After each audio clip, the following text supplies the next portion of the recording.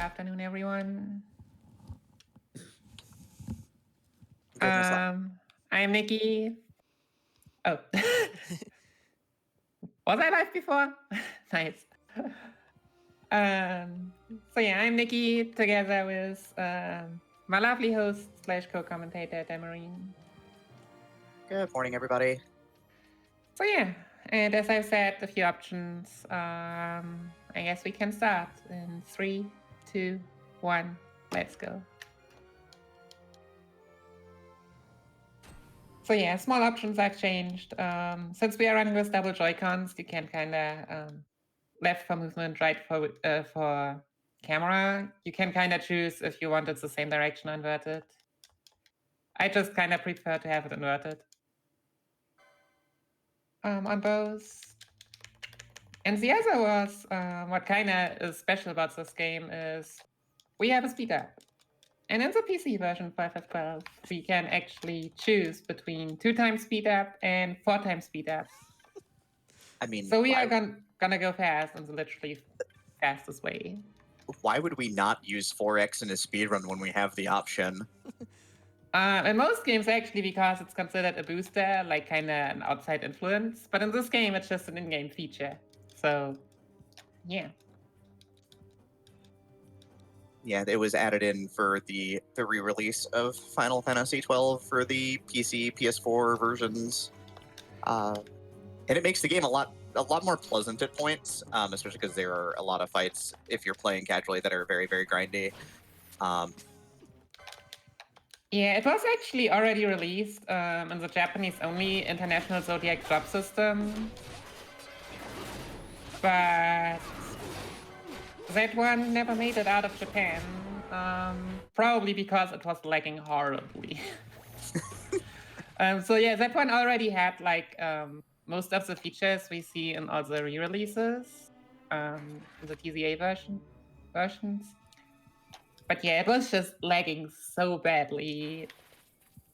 That even so, it was probably still just 4 times speed. It played not as more than like 2 times maybe. Yeah. That's how badly it lagged. Of course, this opening area is kind of a flashback to the past for one of the characters, and we are just going through. This is tutorial time, basically, in the original game. Basically, the game is teaching you about how the combat system works and everything. Well, good double hit there. Didn't die. Yeah, I was actually a bit slow on that, so that combo definitely helped. So yeah, we are playing Rex. Rex is kind of the quote-unquote main character, Van's brother, who sadly died along with everybody else. Along with everybody else except the captain. Well, skipping the cutscenes and making everything go super fast just makes us look like so much bizarre imagery. I've played through this whole game, but even then it's just like, oh, this guy ran up the stairs really fast. Meanwhile, a guy's hitting rats in the sewer. Yeah. Like I believe on the PS2 version there have been people that did no cutscene speedruns. And that's like on top of the normal 6 hours, another 6 hours. So yeah, we are skipping about 6 hours worth of cutscenes.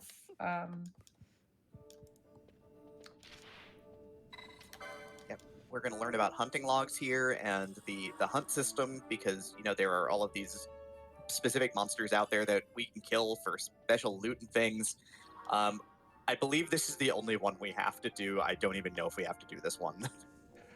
We have to do this one, yeah. Hunts are basically a very big part of the game. Like if you play it casually, it is where a lot of the challenge is. There are some really good fights. Yeah, I mean the hunts that you usually can unlock are a lot higher levels than what the main story tells you to be. And also there are like almost 50 hunts, 46, 48, something around that. So including the boss in Final Fantasy non-MMO history that has the most boss health in the Final Fantasy series history. Isn't it like 2 million or something for Iazmat? or something like that. Izuma, it's 8 digits. Oh, it's okay. Yeah. Oh, I was thinking that takes hopefully- 2 hours. Is what I was thinking of. Right, and Yeah. and if you mess up in the final phase, Izumat does have a spell that allows it to heal to full. That spell should have just been called No. So yeah, first and only hunt we are gonna do is Rogue Tomato. Just a small short introduction. Yep. Rogue Tomato Heading runs into the desert. You 2 stab it. phases, decay 3 hits, yeah. And here we have... where is it? Here, a friendly nice dino. Hi, friend. Just shortly waving. Fortunately, his HP bar is green, which means that it won't attack us if we don't attack it. If we were to do that, the run would be over very fast. Yeah. You can't really fight those until you have a full party and some stats working, so...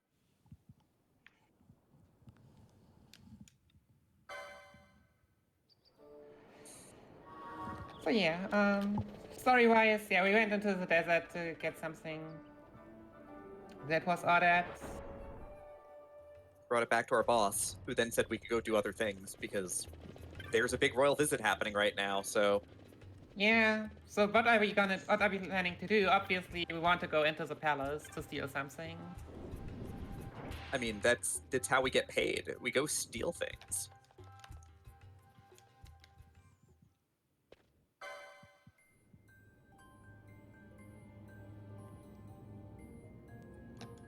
I always like that little EV or whatever it is that he's petting in the cutscene.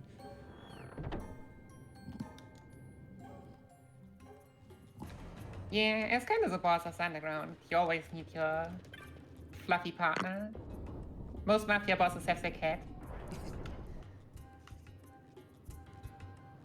Okay, and he tells us that we kind of need a sunstone, which you can't just get in the Giza Plains down here, which basically every child knows how.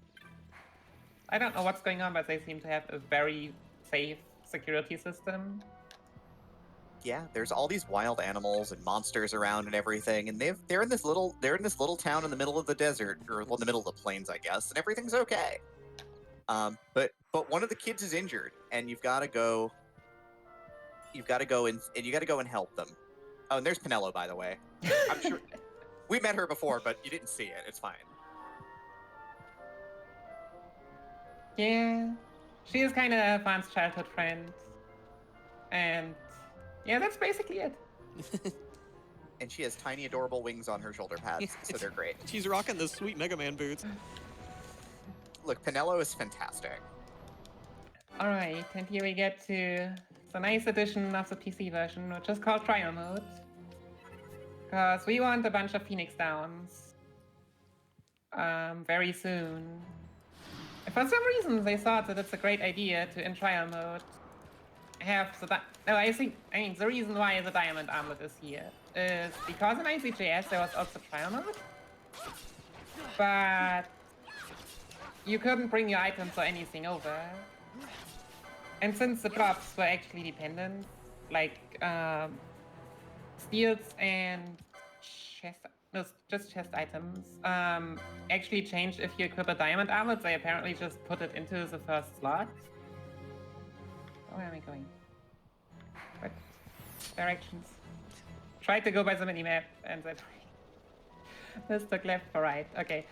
And yeah, but we have used that to just take it, beat the first level so that it actually saves again, and then we can just take the diamond armlet over, which sells for a nice 6,000 gil.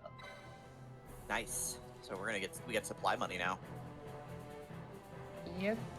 So this kid's going to tell us that we need to take this stone to all the glowing rocks out there, which you can see because draw distance is a thing in Final Fantasy XII, finally. Yeah, fortunately we do not, hopefully do not need to go to all of them. So these statues can fill the energy bar from between 25 to I believe 66, 67%. It's so RNG.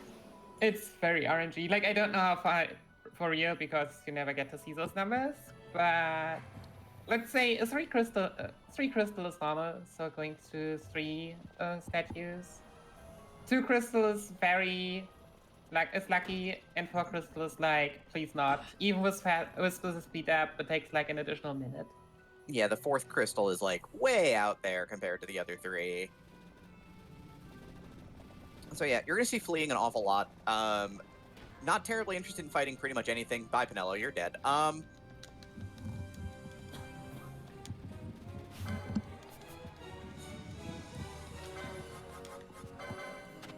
And of course, we need to do this now because otherwise this vendor leaves, and that's very bad for us. Yeah, for safety reasons, so I'll hit the teleport crystal and just to not die on the way, because yeah, with 4 times speed you can also get hit by almost everything left and right. Yeah, your movement's got to be really sharp normally if you're trying to not encounter things, but with the 4x speed up and if your movement's not on point and you run into an enemy, it can just basically crush you. Yeah, and even then, like, you would normally put the battle speed to 1, but we are like, no. We can survive without, so we just keep it at 6, because the faster the better, right? It's just running through the desert at top speeds. It's like a Roadrunner cartoon. Vaughn, go and meet me. That's more like the steps. The desert will come later. Well, that's a 3, so pretty standard at this point. Yeah. Nothing to complain about. Also, before Pinello taught us about gambits, but since we don't do tutorials because tutorials are slow.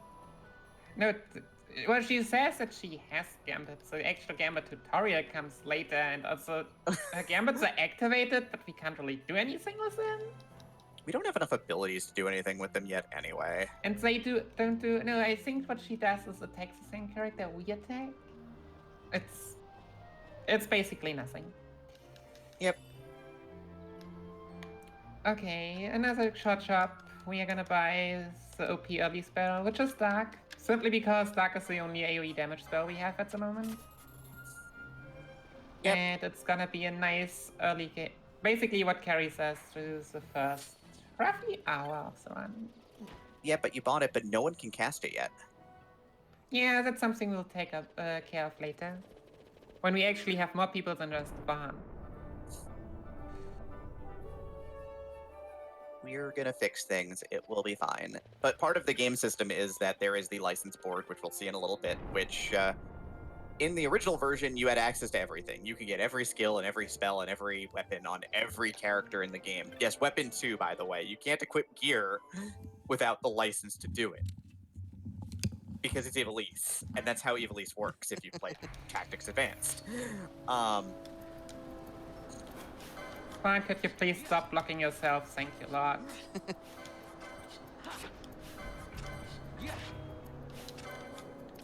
Okay, you too slow. We are going for 2 times speed, because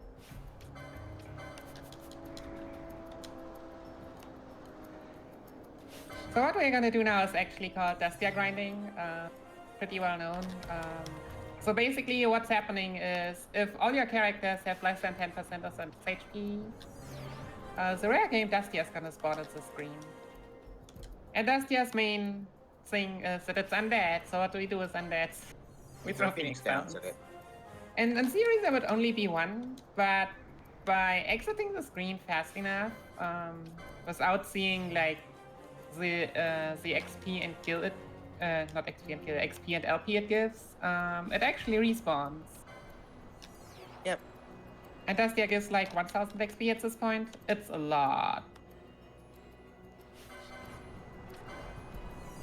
And thankfully, we don't really need the money the drops it gives, so we can just go a bit faster, because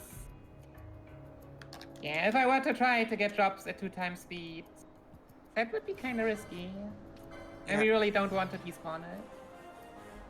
Yeah, it's important to get 20,000-ish experience points here.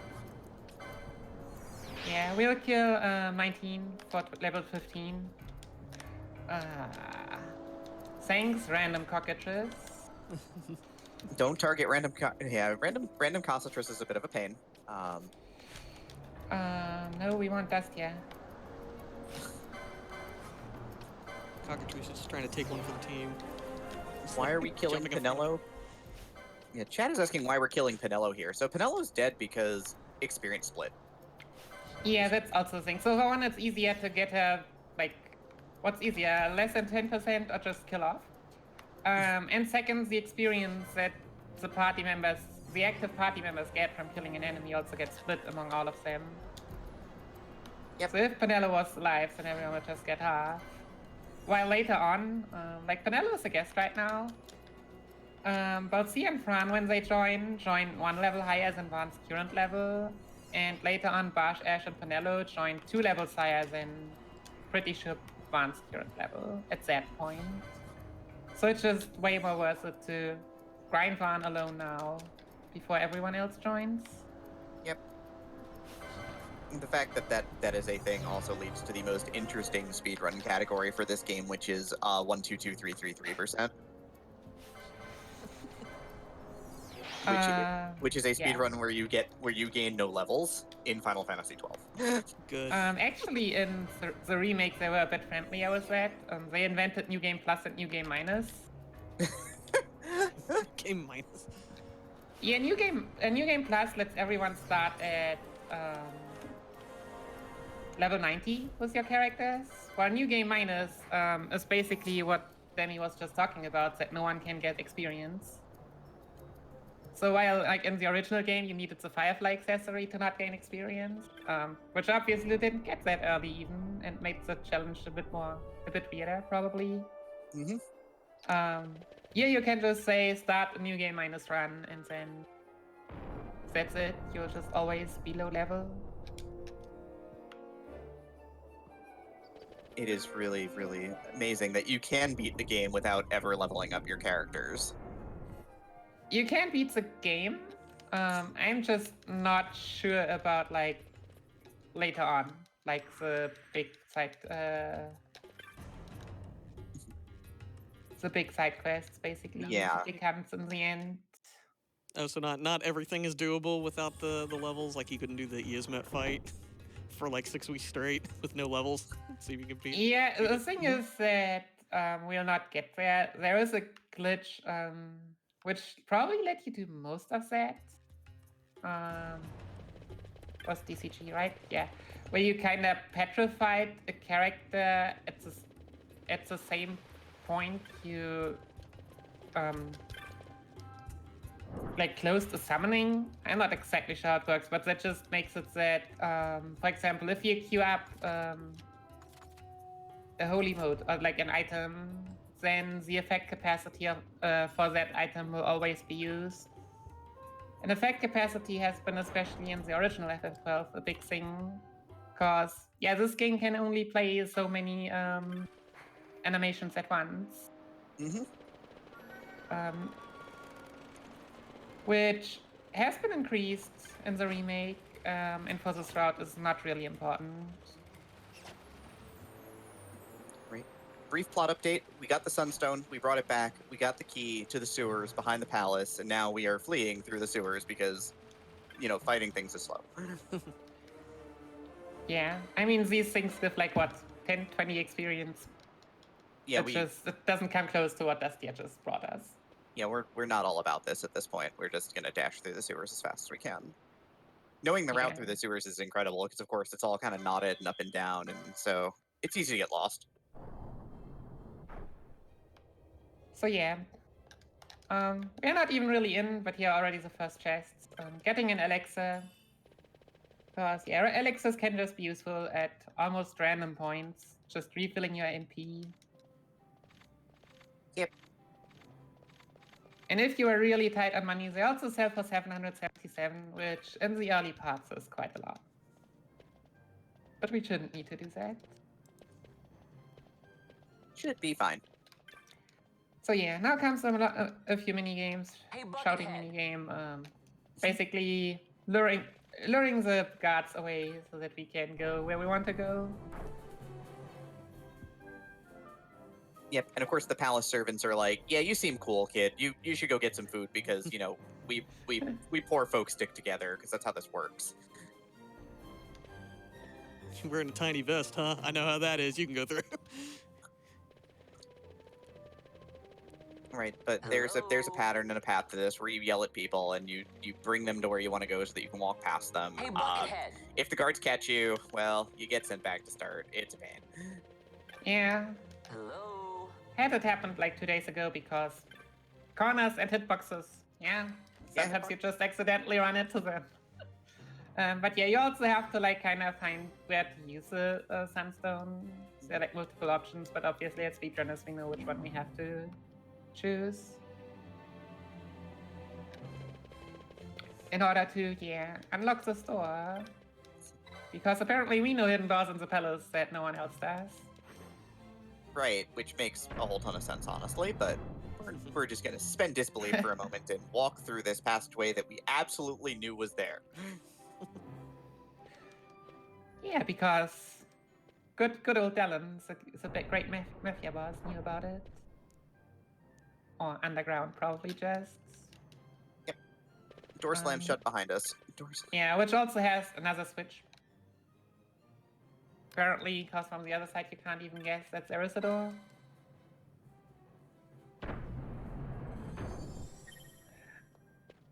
So now we are kind of in the treasury, which was a lot of stuff, but we are just interested in a shiny magicite. And Meatball C and Fran, who are like, hey, we also want this, and Fran just doesn't care. Do you understand how much you could sell magicite for? Like, seriously. Yeah, apparently none. If we could sell it, I would definitely do so. Okay, who now have fallen with us back into another part of CS? And we get finally the Gambit tutorial, cause yeah, you don't really want to actively control 3 characters. It's a lot of work. It's a lot of work. It's gotta be a better So basically, way. yeah, so basically what, for those who haven't played it yet, what the Gambits do is you can tell, depending on circumstances and priority order, tell your characters what to do in certain situations. Like as we can see here, the first thing both here would do, if any ally is less than 70% of their max HP, he throws a potion. And if he sees an enemy, he just attacks whoever's closest. Yep. Which is a pretty bad gambit just because they also like to not see enemies. Yeah. Okay, so finally some viewing. But yeah, the whole idea behind gambits is that, in the end game, you can have up to like 12 of them when all is said and done. But now it's time for jobs. We're going to give everybody their first job here. So Red Battle Mage. Yeah, as I said, Dark is OP for the early game. So we are just gonna give Dark to all 3 characters we have right now. Yep. And since in this particular version you can set everybody to the same jobs if you want to. Red Battle Mage gives us a good balanced set of abilities, but in exchange, no heavy armor.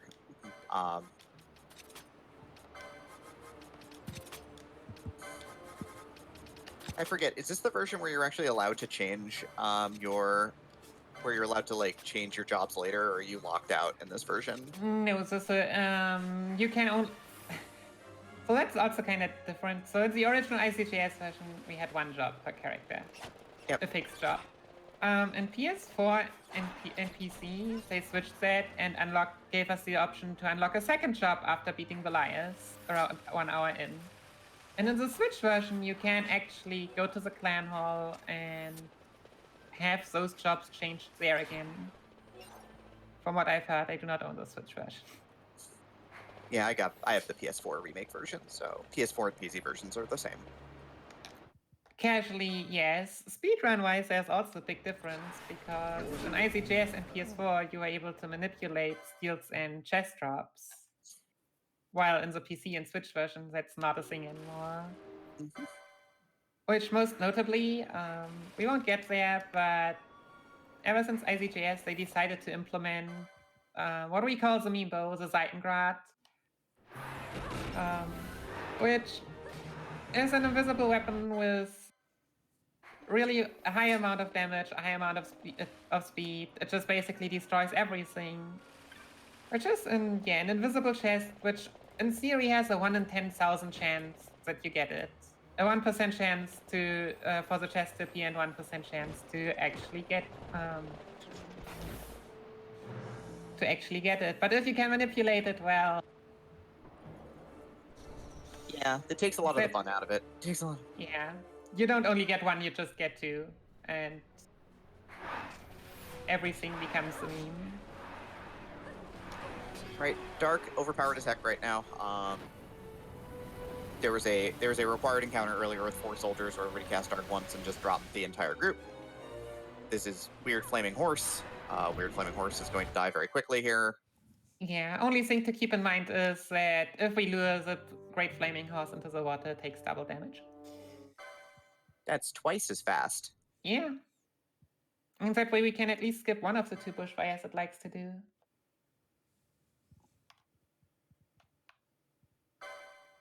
Right, some more narrow corridors. So yeah, we are now like every good RPG, you have to get imprisoned, and they took all our weapons away for a short time, but we really don't care when fighting these guards about our weapons. They're dead. Pretty damn bad. Oops. Destroyed. So yeah, getting our items back in kind of a small treasury here, which is so small that we don't even get the other items we can get. Because the amounts are just so low that it's not worth it.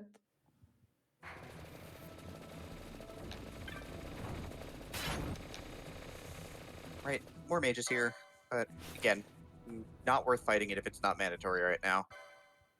Yeah, Dustia just took care of that for us. So yeah, and we meet Friendly Bash, who I was talking about, who we were talking about earlier, who was fighting with Rex.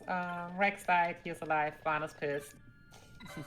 But they're like, hey, every kind of manpower helps, so we'll just take him with us. And now we are in a dungeon below the prison. But for some reason, the machine doesn't work, but there's a random merchant. Who knows how he got there, who knows how he wants to sell stuff to people who are never supposed to get here, but he has a fuse to repair it.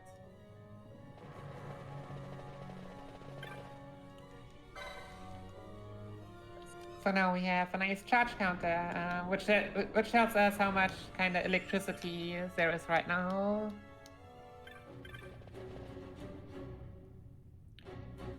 Which is kind of important because you see he is his mimic, who will give the electricity back if we so defeat them. And if we fall below 50%, we'll see a lot of undead spawning. As you can imagine, they absorb dark damage. We just don't want to see that many of them. But we made a friend on our way out. Yeah, Bash is not joining us. Bosch does not join us. Well, as a guest. He's here to hang out and, I guess, cheer us on. Yeah, he just kind of gets out with us because he doesn't really have anything else to do. You know, when prisoners are getting freed of their cage, then even if they would just stay, people would be pissed.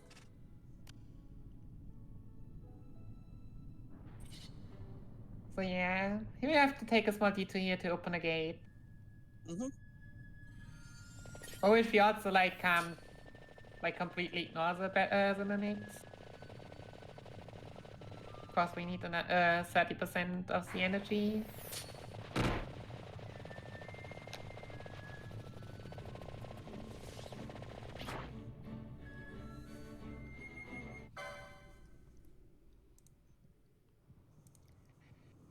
So yeah, some more talking. Yep, more plot. More plot. We escaped. Not yet. I mean, kinda. Maybe. The worst is over now, right? Nothing bad can happen to us anymore.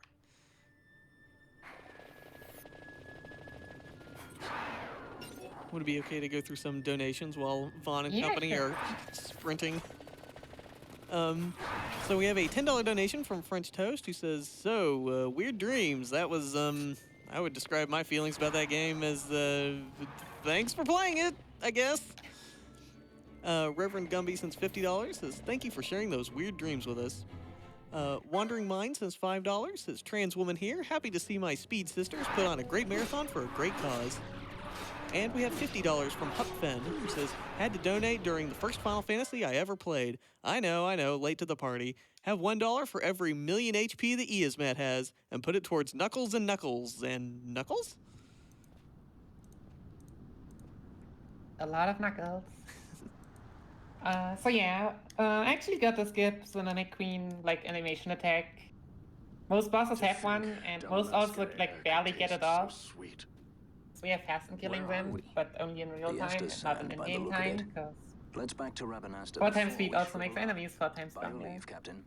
Yes, the And hour this of my here's the one return is already cutscene overlate. that we can't The skip. people may kinda. hate me, but that does not free me. Like from earlier the charge. versions had a lot more of those, but on the PC version, like we can basically skip all of those that were unskippable on the PS2 version, except for that one.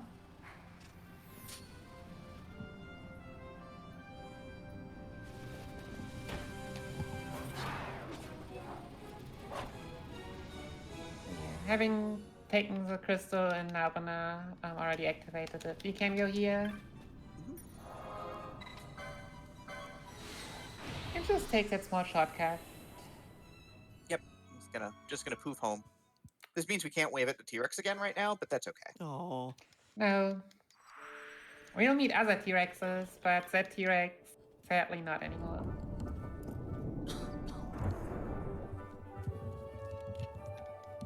Waving at enemies is, it's a thing. It's a thing you can do.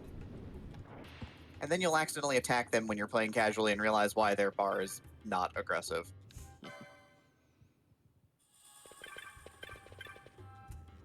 So we talked to Old Man Delan again because he's our main quest giver, because this is definitely not an MMO.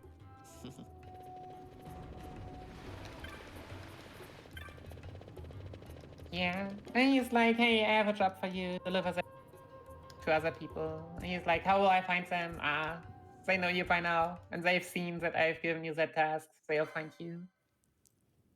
Which actually obviously means that we have to find them, but... Well, of course.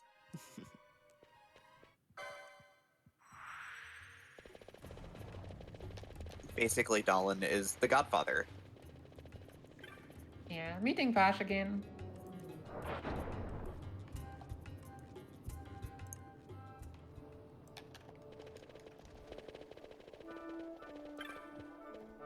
Now some more story, and now they're kind of over it finally.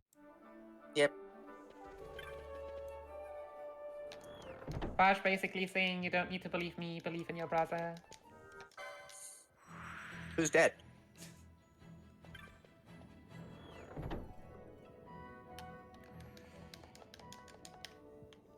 Alright, so these are small, nice Muggles. Yay. Rabanasta, which also allows to beam from one place to another because the city is kinda big, I guess. Yep. When we are at, about MMOs, yes. I know that from MMOs also.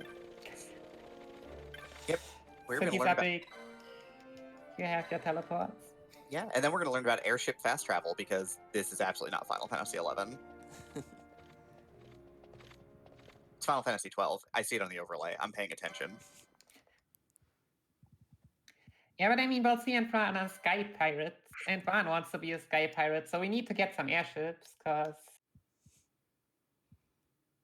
facilitate the sky portion of the sky pirating business. Yeah, I mean, you can't be a sky pirate without an airship. Alright, so... flying to Bujaba, because... I have to admit the story is not the strong point of this game. But yeah, I think it was just because of the magicite that we found, which is kind of special. And we meet a new guest character called Lamont. We also don't really care terribly much about Lamont either. Lamont is pretty nice. Can heal. I mean, we care enough that we actually wait until he gets into the party to do another round of trial mode. Yay. More rodents. Which we will be doing more later on, but yeah, for now it's just the mere necessities of LP that we need.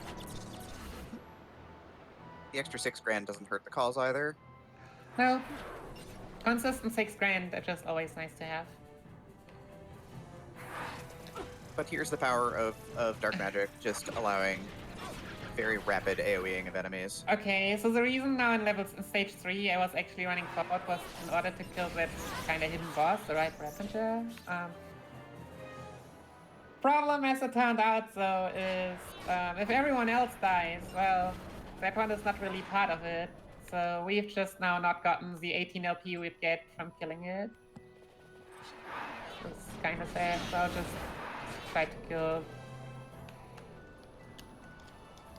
A couple more a waves of bit enemies. more on the way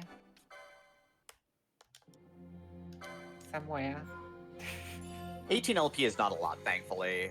Well, 18 is something you can make up. And Yeah. for marathon purposes, I really want to make them up. Yep. Because, yeah, else it gets really tight. So yeah, I wanted to have Lamont, like, heal us. Sadly, he's gonna be petrified very, very soon. Yep. But yeah, story-wise, we now have to go inside the mines. Luciu Mine is also the place which has the coolest of the hunts if you are playing casually. Yes. I know exactly the one you're talking about. Yeah, That's so... That's the That's part not a good one. John DiMaggio was born to play. Solution Mines actually is divided into 3 areas, which Yep. we will only see the front part and this is right now. But if you were to do more hunts, you can unlock the second and third by... so you unlock the second area by accepting a quest for which you need a hunt, for which you need like 9 or 10 hunts, if I recall correctly. Yep. And the third 10, and the third part, after you beat that quest, the key falls down from Bujaba, and after you pick that one up, you can get through. Yeah, the Yeah. key literally falls from the sky, basically. Keep in mind, Brugerb is above, basically up at the cloud line. There is land below, and we will get to the land below later, but it's the key literally falls through a hole in the ground all the way down, and you've got to go find it. You do go find it. And Ironically, it's on the beach area, so we can be really lucky for yeah, shit. but you get your reward for that casually is the best fight in the game. For sure. If you don't know what we're talking about, Play the game. you are evil. But yeah, you get a lot of battle out the bridge action. You do get to hear Big Bridge. It's real good. So yeah. Basically, we've gone inside, we've found people we don't want to meet. And now we want to kind of meet Bujaba's big boss, who announced Bash's death like years ago. Yep. And Bash- in order Bash- to kind of get his attention, we're just now shouting everywhere that we are Bash, and that Bash lives, and everything is a lie. I'm Captain Bash, you guys. This is the memeiest part of the run. Yeah, this part is very funny to me. This part is very funny to everybody. Because you should certainly not listen to Andor's Lies under any circumstances. Never. Not even one? Not even one. But the speedrun strat, of course, if you run into a shop, you yell out a couple of times, and everybody in the shop, of course, is like, yo, what up? And then the guards are like, yo, what up? And then you get taken to see the big boss.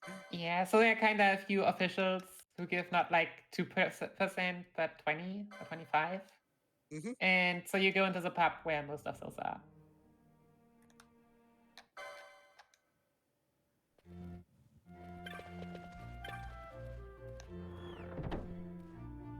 So yeah, and if you see the map in the middle just randomly popping up, it opens up every time you hit your L3 button, like the joystick, which is also like the joysticks that you move with, so it just happens every once in a while. Yeah, nature of the thing.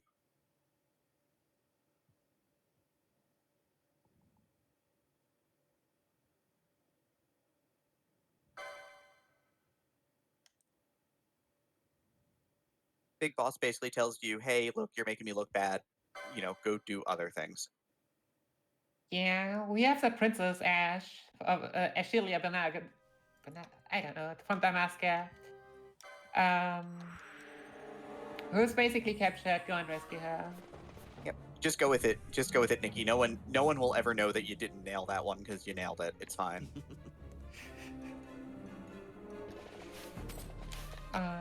Also, for some reason, this place really likes to make fun party leader.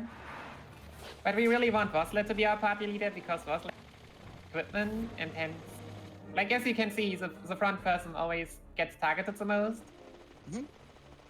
So having Vosler as party leader is just better overall. Yep. But there are just, I don't know, 5, 6, 7 cutscenes on the ship, which all are just like, hey, Vosler, you are not our party leader anymore.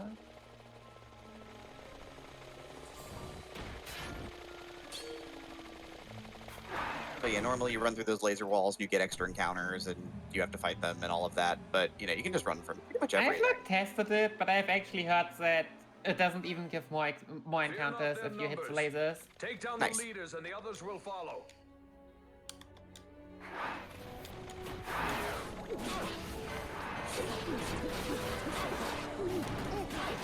Bossler heroically looks at the wall.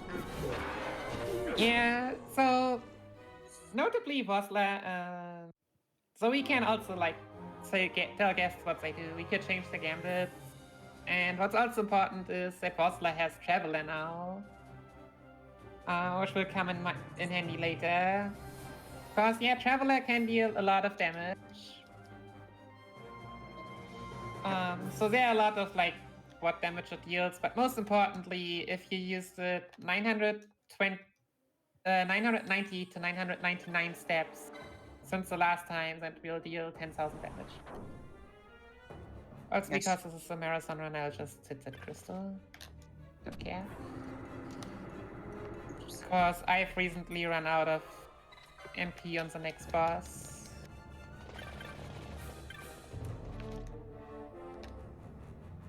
Taking those marathon safeties.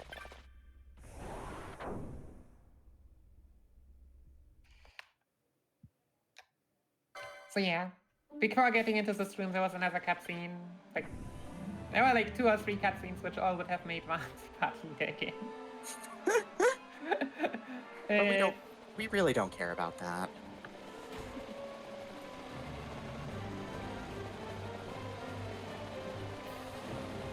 Yeah, so what we've also not talked about really are chests, I guess. So chests, what's inside chests has also changed compared to the original. Basically, most rare items now are appearing in chests. Like you can only get them one time, but for that, the drop rate is way higher. I shouldn't say drop rate, but the chance for them actually appearing. Yep. Like the worst of those is still the Zodiac Spear, who has a 1% chance to appear. But if it does, yeah, then it's just there. And so what we've got now, hello there. Good job, we'll see you for literally nothing. So Balthier's useless. Balthia was supposed to use a potion, but apparently Van was too far away. So Balthier's useless. Judge Geese also useless. That was actually my mistake. Whoops. So I was supposed to change Balthia's gambits to high potions. Oh, right, because you actually have hit points now. Yeah, because I actually like need hit points to survive. Yep. Yep, potions don't heal very much. Yep.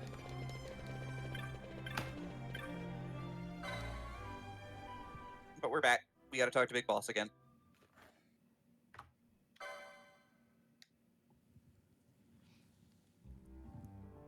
Yeah, and he was just telling us that like Ash's ancestors had a great treasure that they could seek in times of need. Somewhere far, far in the desert where not even airships can reach. Which is a lie, what we'll see, but Airships can go anywhere. Let's be real for a minute here. Okay, Cell Diamond Armlet. Cura L Race. Raise is very important. You'll see that get cast a few times during this run. Yeah, it's just kind of trying to make money better because we do not want to chunk that many Phoenix Downs. Nope. We're gonna cast Life on the undead instead. No, actually not. Aww. We are done with casting Aww. life on undeads. We'll just hack and slash them or burn them to death. The white mage inside of me is sad. But we all have a white mage, at least. I am less sad. Even if I tell you it's gonna be Penelo? I'm still less sad. I think Penelo is just fine. Actually, one of the pieces That's of art fair. one of the pieces of art I have over my desk here is of the three ladies from this particular game because they're all very good in the casual playthrough and they're all very neatly characterized, honestly. Alright. Penelo, white mage. While we are at it, Yay! And Ash is a black mage. and Ash is a black mage, cause magic is just really strong early on. Yep, the late game magic is kind of bad because of animation speeds. Because a lot of the later magics have long cast times and long animations, and the animations matter because you can't do anything while it's animating.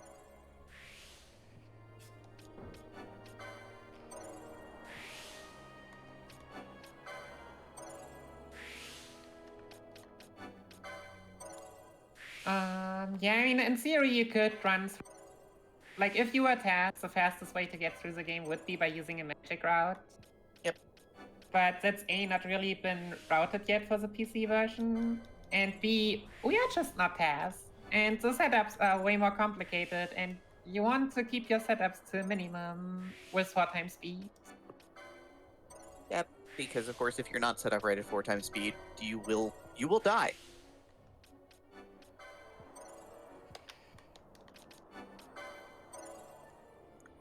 But yeah, taking a lot of abilities here for Penelo, taking Martyr and Ether Lore so that we can make sure that we keep Penelo's MP very high. Red Battle Mage also gets the curing spells, so we're gonna grab those now too. Yeah, so Van is supposed to get Arrow for 1 fight just because Duck is just not that strong, and Arrow does a bit more, but we only really use it for 1 fight. And Barsh gets Thieves' Calf's license because he is supposed to steal a lot more later on. Mm-hmm.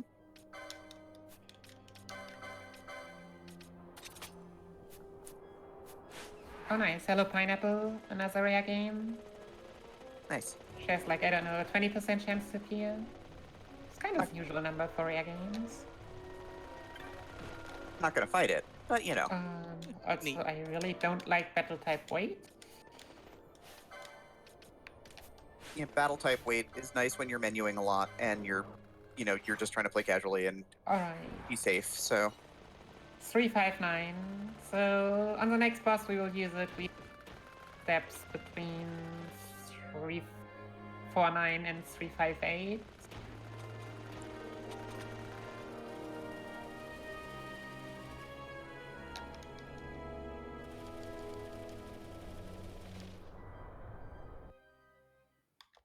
the literal step routing. Yeah, for better or for worse, so there's no purpose to set it up. So we have like 150 steps to spare for this one. So while you might think, oh my gosh, keeping like a step route on 4 times speed sounds really, really horrible. I mean, it still is, because you have to, like, you have to wait. You'll see me check regularly if I actually am on the proper steps. Because, yeah, doing 10 steps on 4 times speed obviously takes just a blink of an eye. But keeping the step route is not that horrible. Yep. Yeah, but we get Traveler for free and it deals 10,000 damage, and our party is kinda under. So, yeah. We could use the 10,000 damage every so often. Let's just use it for a while we have it for free. Yep.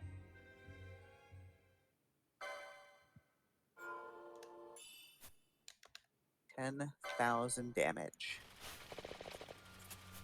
So yeah, so this is Garuda. Garuda is weak to darkness damage. Hey, we have that. We have that element.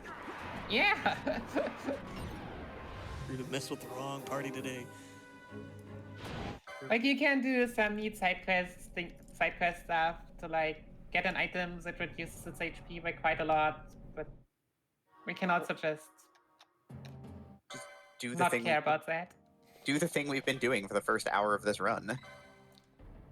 Casting dark on literally everything. All right. Look, a teleporter. Yep, so now we are at Kingsport 2.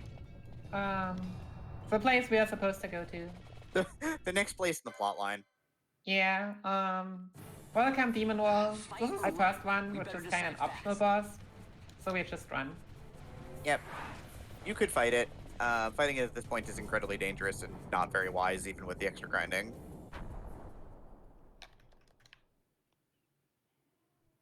Much like other evil walls from other Final Fantasy games, if it gets to the end of the hallway, it will start instantly killing you. Quick. Together we can bring it down. Did I mention 150 steps? 150 steps, yes. Yeah, it's basically what I need to also speed to 1 weight.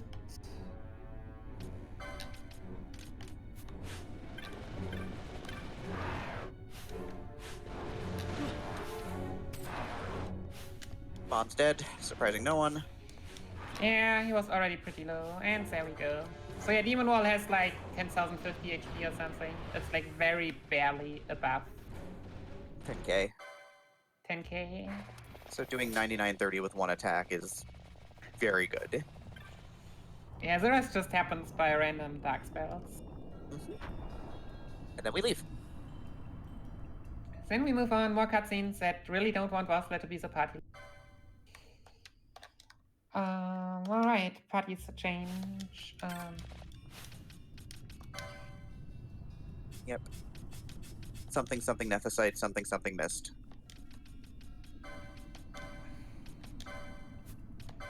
And we want our healer to be set up.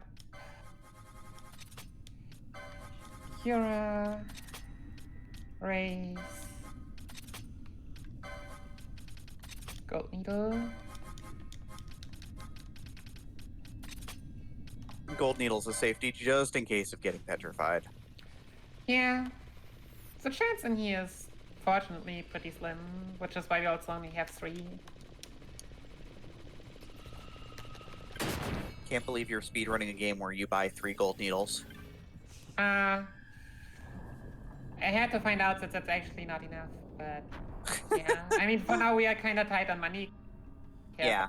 From Dustia. Yep. Okay. 967.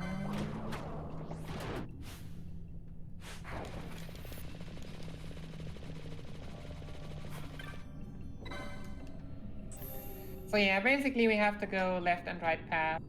Hits us 2 switches, and then yeah, on the end of both there's what just went down. Like those blocks. And then we can move on into the big treasure room.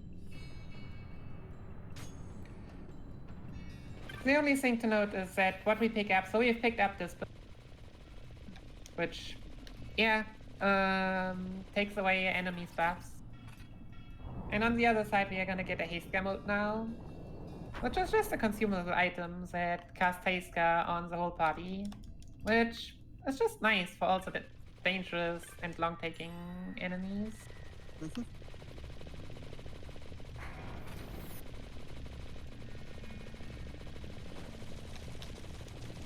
Of note, this particular area is fairly difficult if you're playing casually and fighting your way through everything because these enemies are fairly healthy and a pretty good drain on your resources. Yeah, and you don't want to cast Dark on them. Nope. And Surprisingly. they cast Fire and Fire, and they will beat up your party pretty badly on top of it.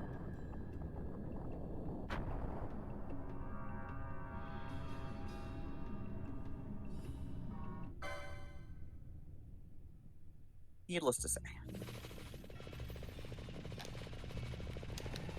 Okay, where are we? 140 steps. It's fine. So yeah, Belias. Let's just get that elixir out of the way. Are you not attacking?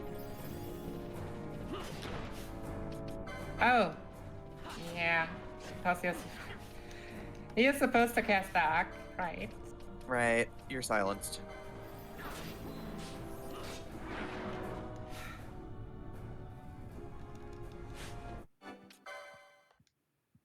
I overstepped. I was too focused on getting rid of that silence. Thankfully, there is a quick save in this version, so we're gonna do that again. Yeah, as I said, Yep. Traveler and me, we are not the best friends.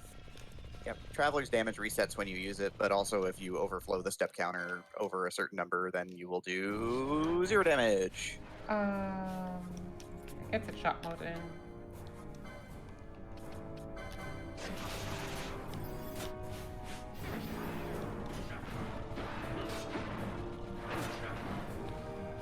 Nine, 6, 7.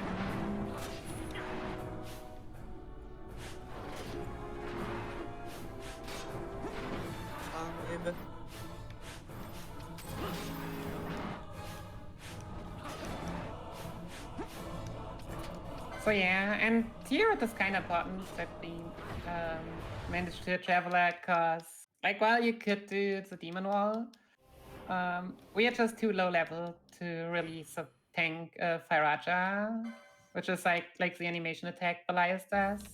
Yep. So we need to skip that, and in order to do so, we need to deal like 1/3, like 33 to 40% roughly with normal attacks, so that Traveler can just finish Belias off. Yeah, all of the summons bosses, they have a special attack that they do at that last, usually, yeah, like you said, under 40%-ish of their health bar. It's a really cool animation. It looks really good. It hurts like all heck, and this party absolutely cannot survive it at this point. Yeah, you'll see animation attacks from basically all the other.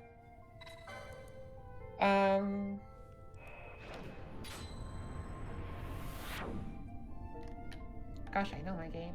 Summons. For some reason, the name for the summons is just different for every single Final Fantasy, it feels like. Yeah, this is using the Ivalice setup, the same thing from, they use the same names and tactics in the TA games, or at least TA1, I believe. No, in TA2 they are also there, even all of them just in a different way. Yeah. Like in TA1 you are fighting like a few of them. In TA2 you have items in which you can summon them. I'm just glad that they can't rename Phoenix. Alright, reflect gamut.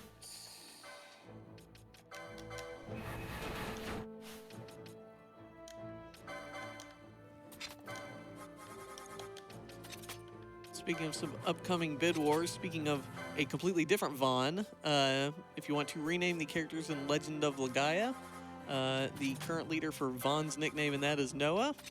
The current leader for Noah's nickname is Emily. And the current leader for Gala's name is Vaughn. So if you want to make that game ultra confusing, get those donations in.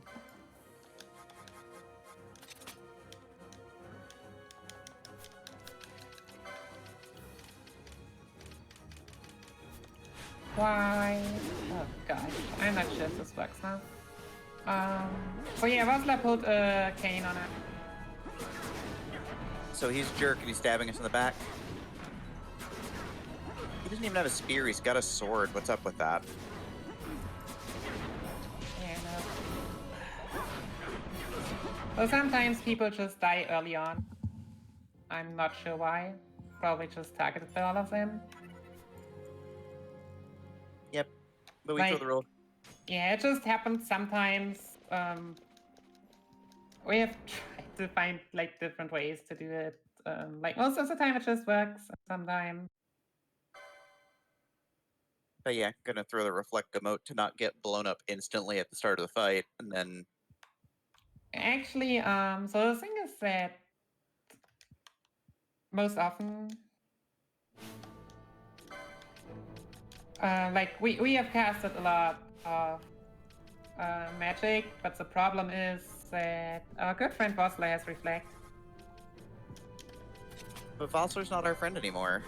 Yeah, so if we were to directly cast magic on him, well,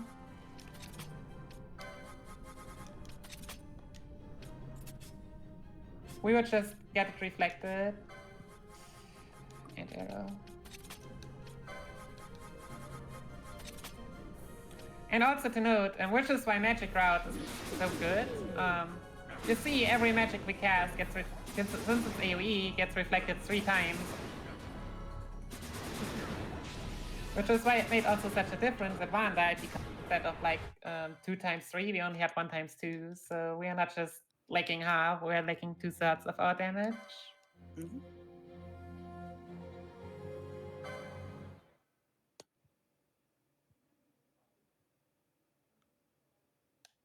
Right, and with that, I'd say the first third and kind of bigger part of the story is over. But yeah, we punch Vossler in the face. We actually hit a lot of wind into his face. Wind can punch people in the face, it's fine.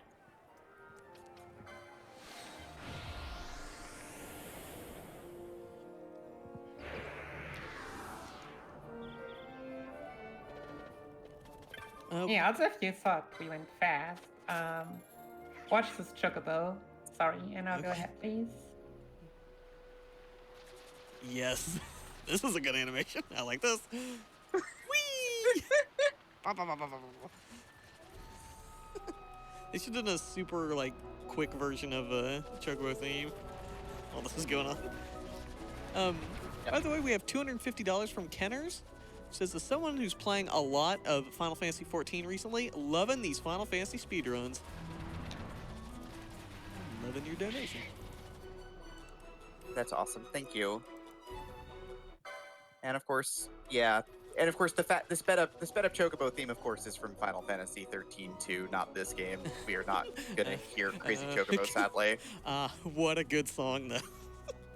Can we just mod it into this game and just play it?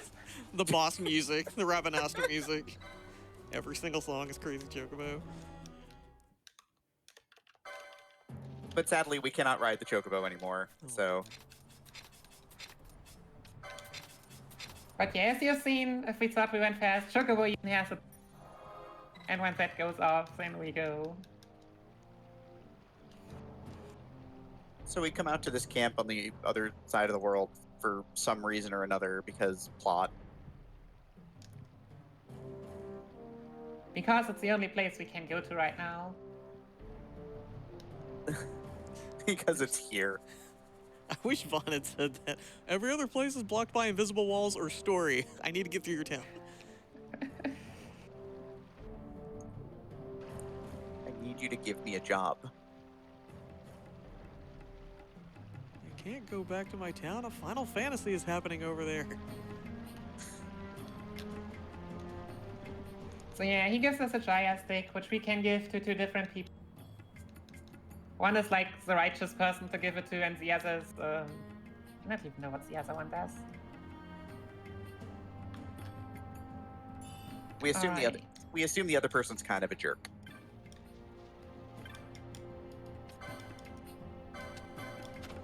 Wait, how did I get a flame staff? That was... Was that like a random rare drop that you got from? So Dastia drops a flame staff, but I only got one drop because I only collected the last one. I guess it was a flame staff. So yeah, I guess we already have all the money we need. Hooray! Heavy Lance Fire, cause usually we'd also buy a flame staff here, most apparently not today. No need.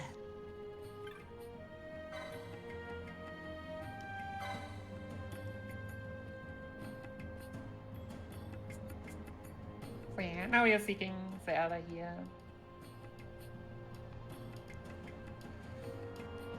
Ash is all like, I need the Magicite, and they're like, maybe you're not so bad for, a person. So they don't throw you on your butt. Yeah, and we meet an old friend again. Lamont, alias what we've earlier found out, Lhasa. The evil big boss's younger brother. But he is nice and friendly and just wants everyone to get along. Hooray, we like that.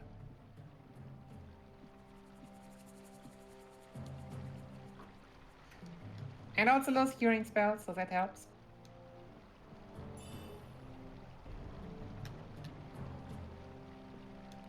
So yeah, we get Chocobo for free.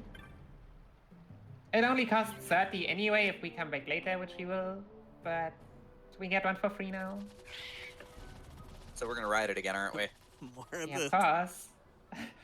How could we not?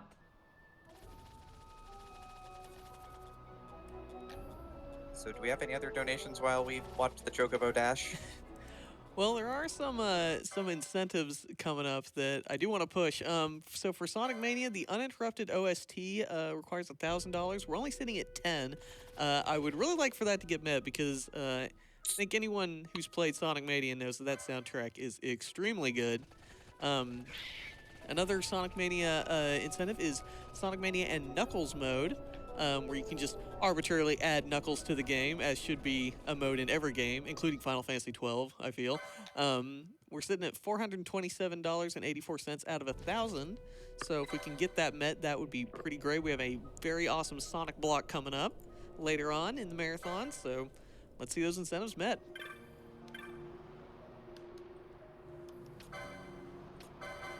So after some additional plot, we end up in the forest.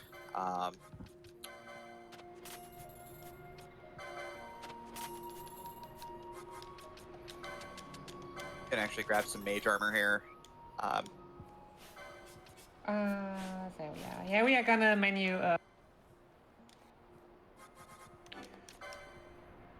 Cause we haven't done it in a while, and we get 2 explanations, one for Belias and one for the second shop, which we've just unlocked. Yep. Bosch becomes a knight because knights get a boatload of hit points. Also, it's just how the weapons play out. Like I said, there are some insured drops. Yep. And yeah, swords are just part of that. And then you take Ulan to use that heavy spear that you bought earlier.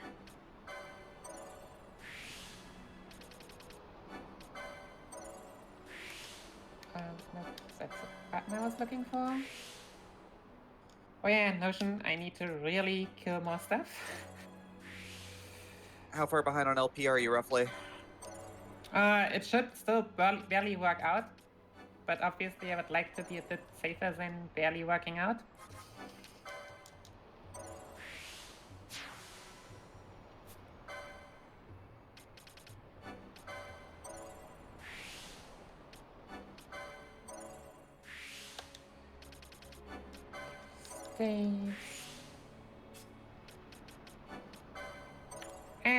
Apparently 4 off. So you're gonna steal.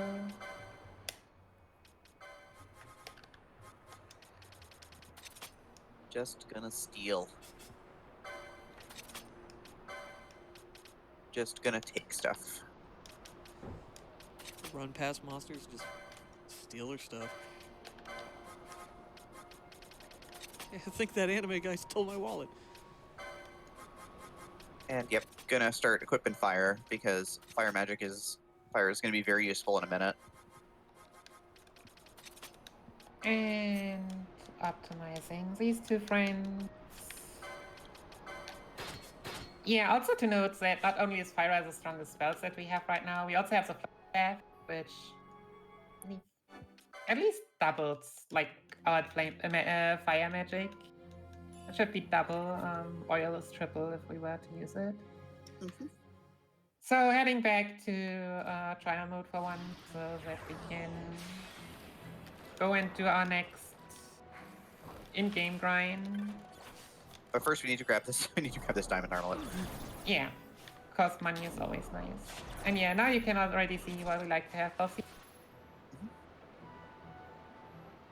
Grabbing some extra phoenix downs and things. Just stealing more random stuff.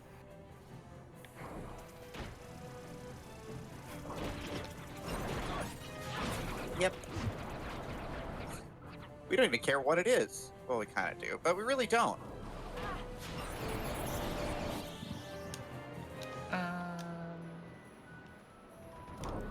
Oh right, I thought that's supposed to be changed in the Rosler fight. So a small thing to note though, that's a snack that absorbs fire damage, so we need to turn it off. Yep.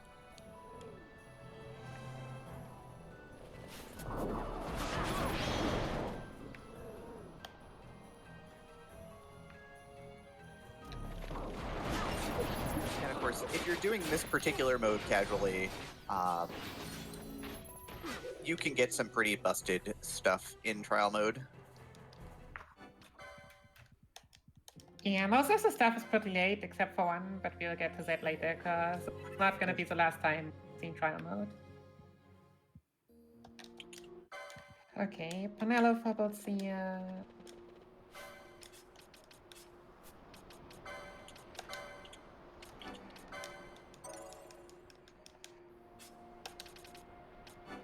So yeah, and what we needed was access to the golden amulet for Ashna. Nice. Trial So she mode. just needs by far the most LP. Trial mode. It's just backup strats.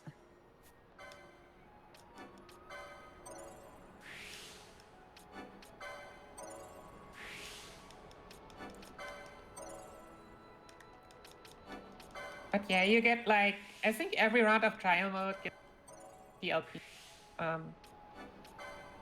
So that's just how insane it is. When you see how quickly we get through those first 7 stages. Yeah. But we're gonna get a ton of hit points. Swiftness just gives us more speed.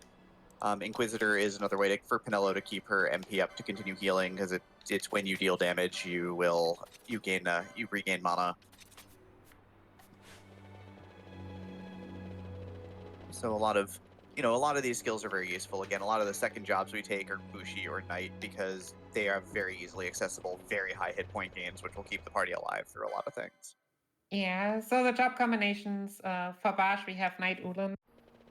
Knight is the main class, so we have the heavy lance right now, but being able to switch back and forth, just Ulan and Knight have a nice synergy, so you can skip a lot of useless things in order to get to where you want to go. So that you can get very beefy. What are we? Diamond armor, yeah. Shielded armor. Asuna and if I forget anything, I have way more money than I think it's just the flame staff. Yeah. Of course, shielded armor is very good. It has the passive protect effect. It's I believe the same armor Vossler was wearing when Vossler was in the party. Actually, you can't look it up, but I don't think he had protect automatically, so you should have had something different. Oh, okay. I thought I saw a status effect on Vossler when he was in the party, but I could have been wrong.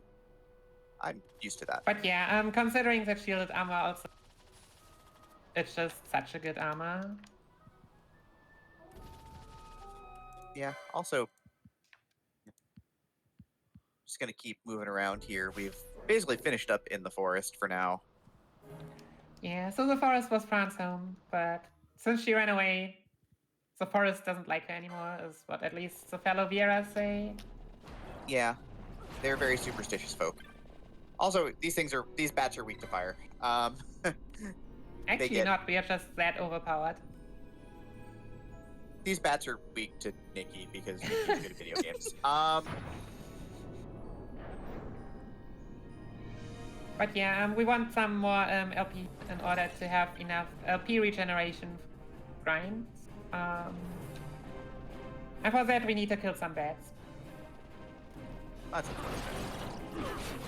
They're just lining up so well, and you don't want to tank all of it. Just running down a hallway shooting fire at bats.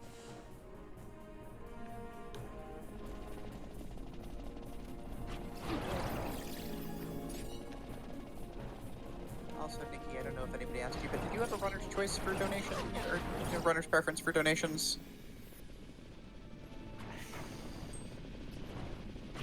I did not check, so what are the next upcoming ones?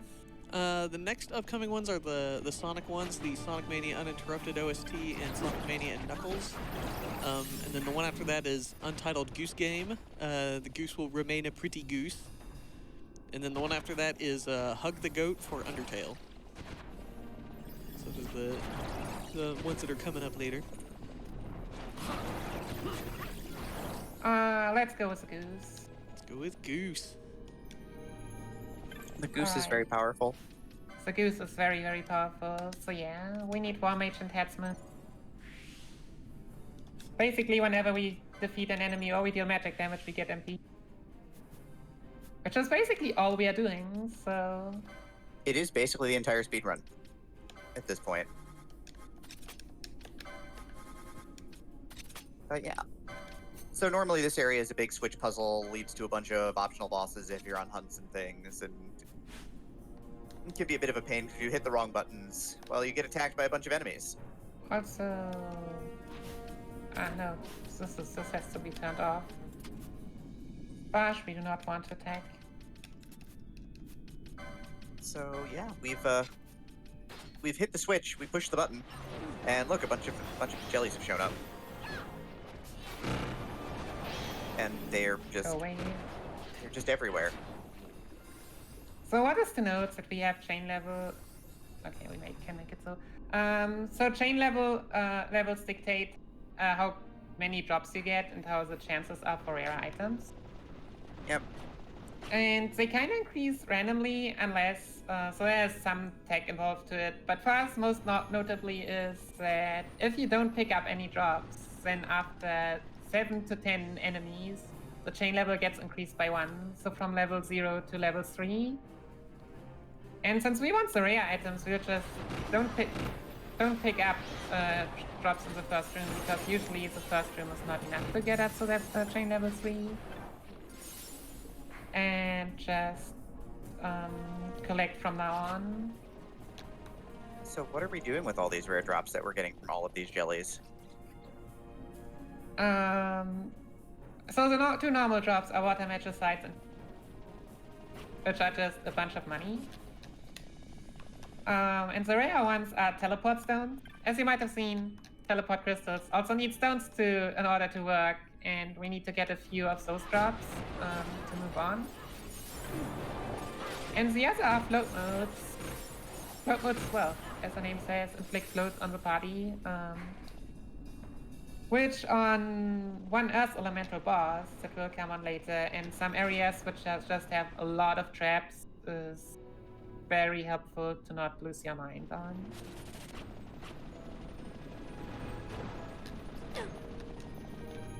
Yep.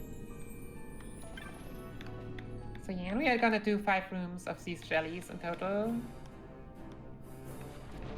We're gonna get a bunch of experience too. Like each of them's worth 300 a pop, but you end up killing like a dozen of them in each room, so.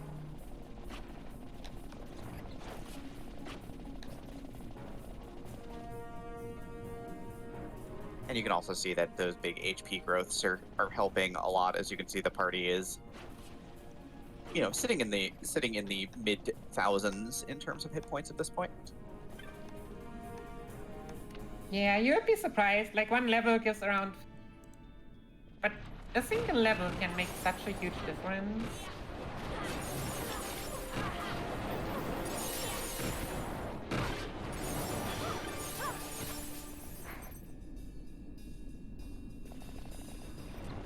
Also, I love like how directly after you finish the jelly grind, like 1 or 2 more enemies, and Vanilla and Ash get their level up. Just sort of at random as you're walking around, they just torch a bunch of enemies and gain another Like level. yeah, it's not the first time. All right, and to Nalbana we go. Yep. So we are sitting in the low 20s in levels right now, which is kind of interestingly usually about where you are at this point in the plot. Probably, yeah. Okay, and Yeah. now for my most favorite part of the run. We have Gibbs and Derek, might be known as Wedge and Biggs, but for some reason they were renamed a bit. And yeah, Gibbs is scared of chocobos from his range. And look at this chocobo. Oh no. Don't look now. So if you turn on the turbo while running into them, then this is what happens. And it's like, I can understand that you are terrified about this chocobo. All hail Overlord Demon Chocobo. That's just, to me, the best, like, the greatest part of the run. Cyborg eyes.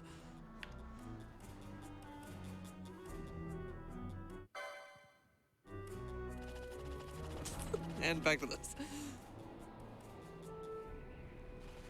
And we are no longer Demon Chocobo, and it is sad. Yeah. Okay, so you want to get a few items. One is the Berserker Braces, which is an accessory that inflicts Berserk on whoever wears it.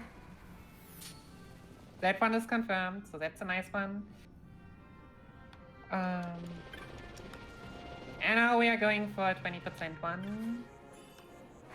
Just a cute Ichimonji, which we would be able to get like... Later on. Oh, come on, not again. So this is Werewolf. Hello, Werewolf.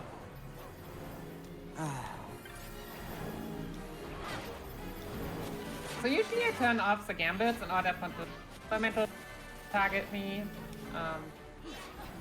But because the flame elemental is kind of neutral, like the dinosaur we saw earlier, Werewolf. You get into this area, but now 2 runs in a row has decided to just be completely annoying.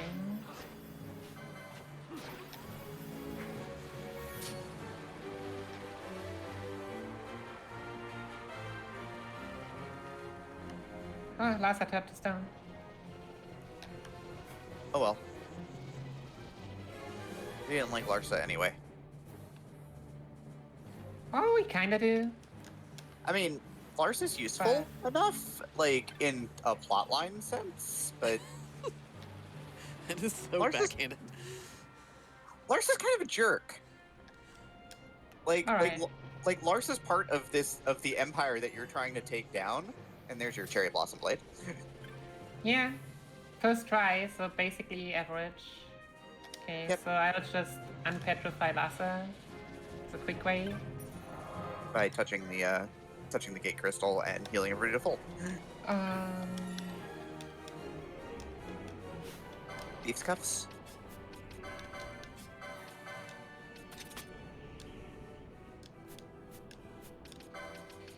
So Thieves' Cuffs don't increase your chance of stealing, if I remember correctly. They only change the steal table. No, they actually double the chances. Oh, good. I thought it only changed the table. It only improved the table drop No, rate. those table changes Diamond Armlet or the chests. This one increases our chances from like, for the rare ones, from 3 to 6%.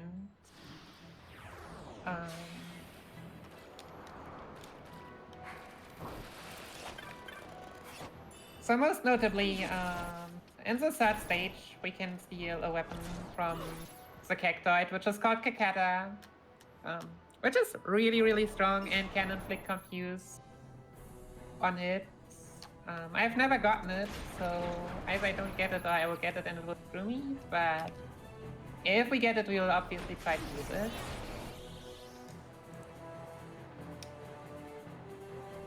But yeah, and we'll see else is just also stealing a lot of random stuff. Getting a couple extra gold needles this way. Yeah, maybe even Haska mode, Bubble mode, Berserker braces. There's just a lot that can be stolen.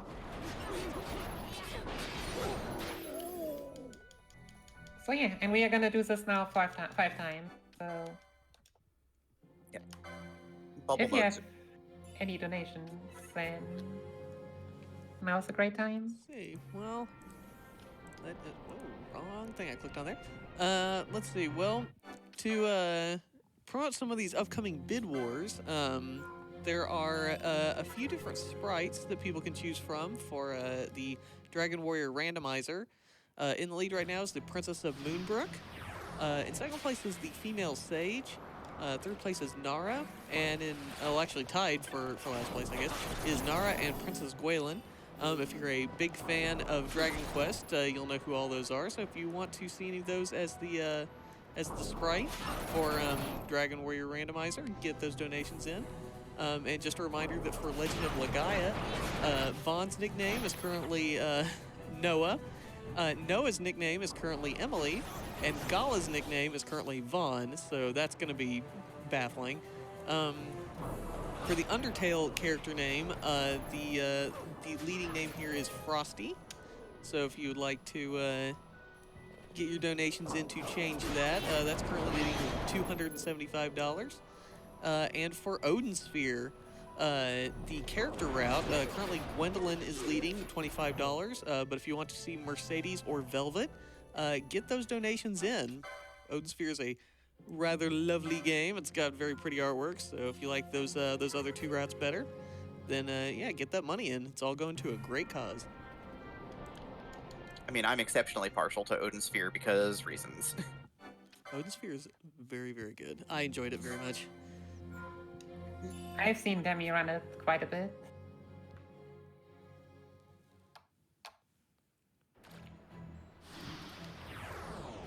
Looks really great. Ah, Can never say no to free 6,000 kill. Because, like, I mean, in theory, jellies are more money efficient. The thing is just that they're also more random. yep. Plus, getting a bunch of extra LP never hurt anything at this point either. No, we are basically setting up most of the LP throughout the run.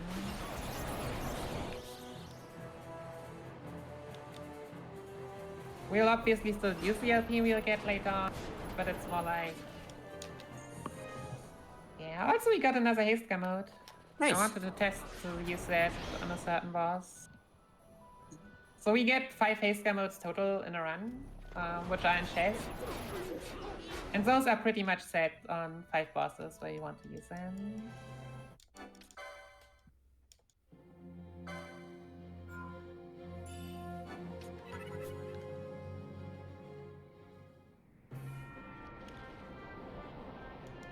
And I'm sure that if you get a bubble moat, there's a couple bosses that you'd like to have one for at random if it does happen to randomly show up.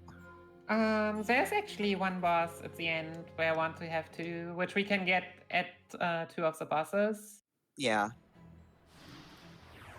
But especially one of them is kinda out of the way. So if I could just skip that one. Especially since this is a marathon run and I want to get the elixir on the other side. I wanna get that safety over there, but I also definitely need this first item to finish the run. Bubble is an interesting status effect that only showed up in FF12 in Final Fantasy history, which it doubles your health and it gives you protection from one particular status effect.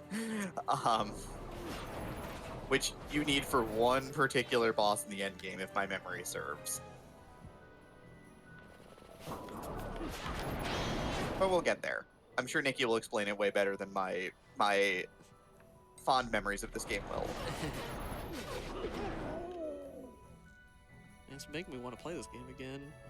I only played the original PS2 version, so I didn't get to do funny speed up animations. Yeah. Like, I mean, there's also a reason why it's called single player, and you grind a lot. And having the speed up for the grind is obviously very helpful.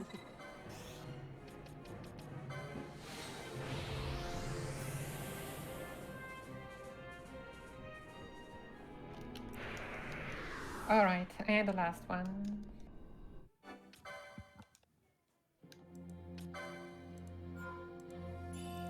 Yep, just taking advantage of the autosave when you teleport, so... When you switch certain screens or teleport. Like, there might be screens where just the reloading is faster, but... You don't want to time every screen in the game to make out where it's actually the fastest to... Yep. Like, especially with SSD, it's all pretty fast anyway. Alright, and another longsword at Mistral Blade Steel, so no Kakata today. Oh well. It's fine. It's the normal case. No fun toys.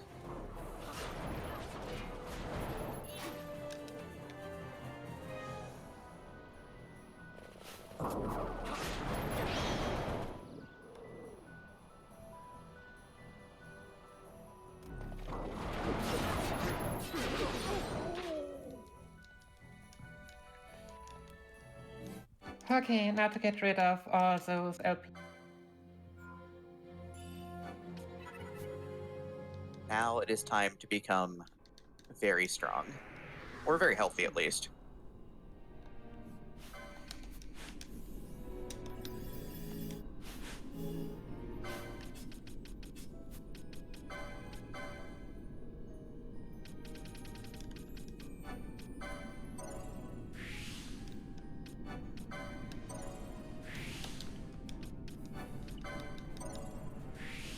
Yeah, also the remake has a lot of really high like HP licenses, as you can see here, which is...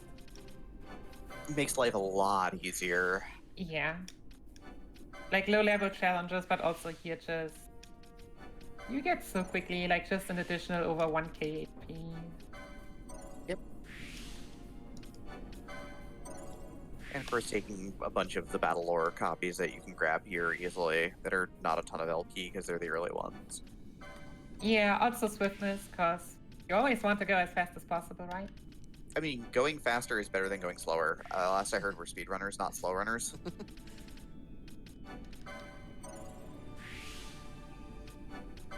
So yeah, Serenity also very important. 1.5 times damage if your HP is at full. There, swiftness. There's a license for the Kikuchi emoji, so... Yeah, and already also Katana for the katanas that are to come. We just have so much LP that we can just save some menuing that we would normally do later. Yeah.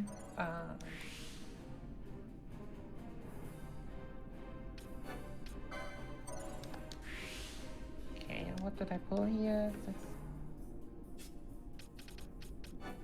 Mystic armor missed 130.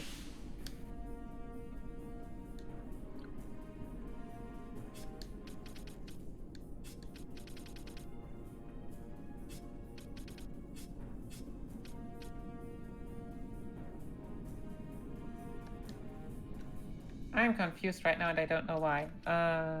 Personality deaths.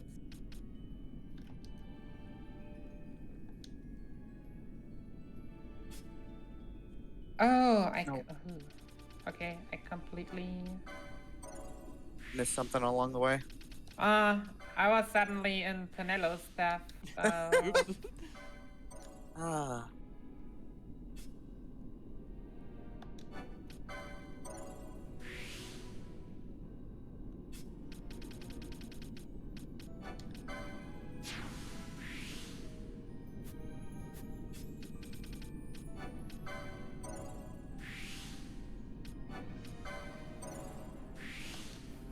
Okay, we still have enough to also get spellbound here and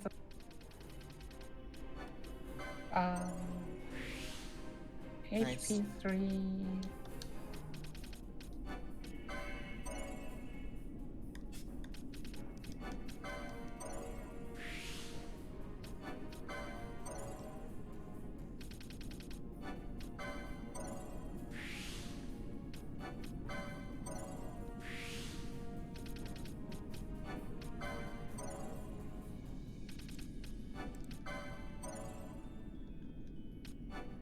I'm sorry, I'm just impressed by the sheer amount of menuing that you do on the license board, Nikki. This is just so impressive.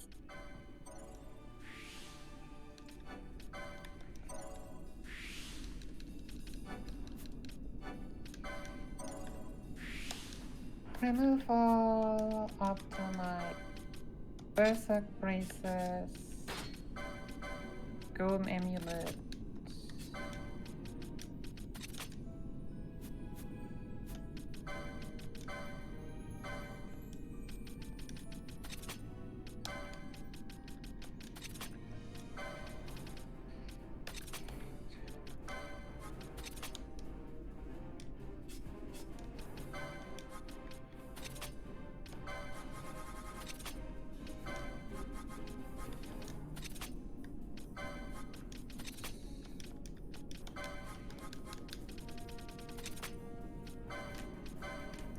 Yeah, and as I said, fortunately we have 2 jobs, so we can even get quite a bit.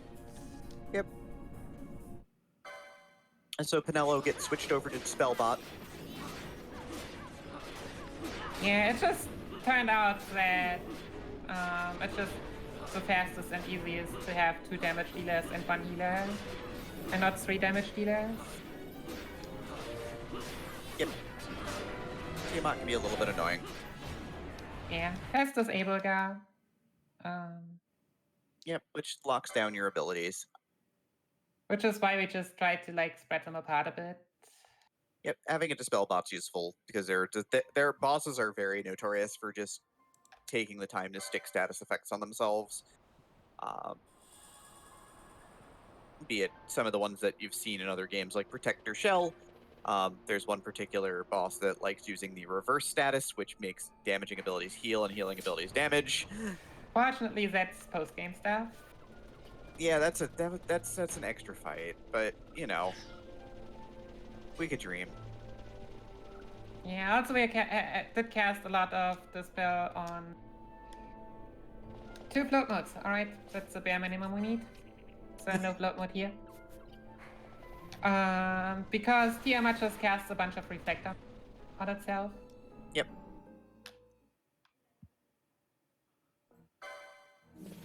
Yeah, by dispelling it, that also means that like it takes its time to reflect and not do other stuff.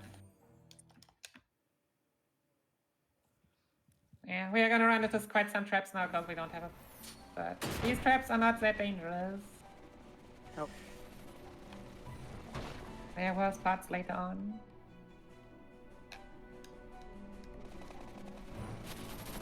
We have a $10 donation from Sebi. They say, when I played this game on the PS2, I never got the Gambit system. Playing it again on PS4, I felt it was probably ahead of its time. Nice to see this underrated game played quick.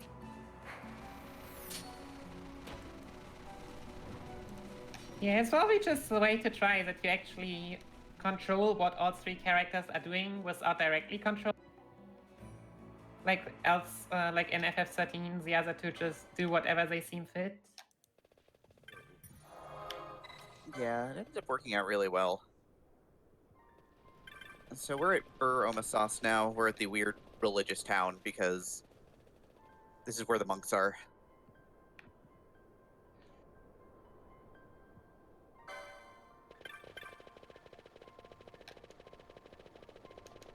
Yeah, we're just kind of trying to search our ways what we actually want to do. How the Magicite can help us or not. I mean, of course, It's pretty influencing. of course the Magicite can help us. I mean, you know, a rock that is full of power.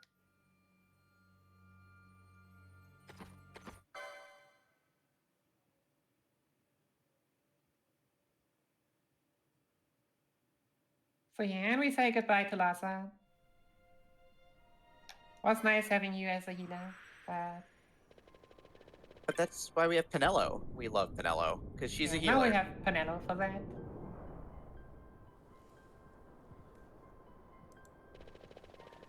But yeah, character-wise, there are small stat differences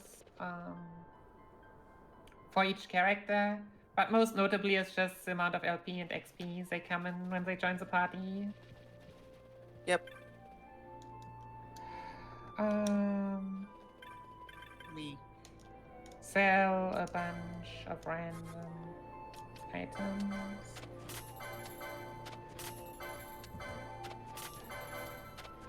Actually got a bubble mode on top. Nice.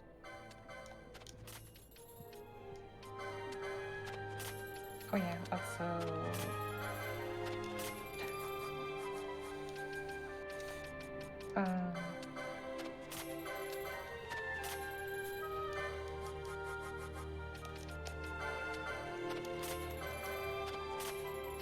And of course, a part of this game system that you can see there is that the third option is bizarre. I don't think it ends up getting used in this, but if you sell certain items to certain shops, well, to any shop, but you get items that will show up in return that you can purchase that are rare. Yeah, or just cheaper.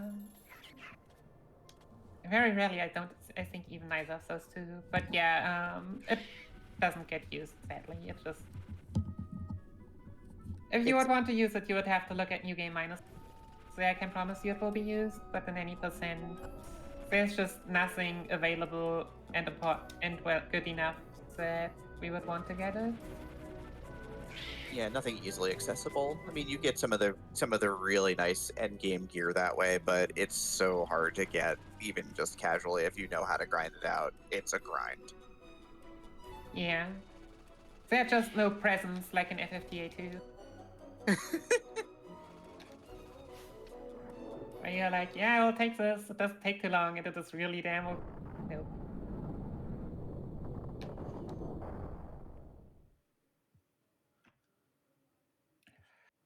Alright, so now we are at the Still Shrine. Where we needed the Dawn Shot, which we've gotten earlier, because else the Switch and another one later on would just not react the way it should. We'll just get attacked by skeletons instead. That's unfortunate. But yeah, Bosch doesn't really have anything to equip right now anyway.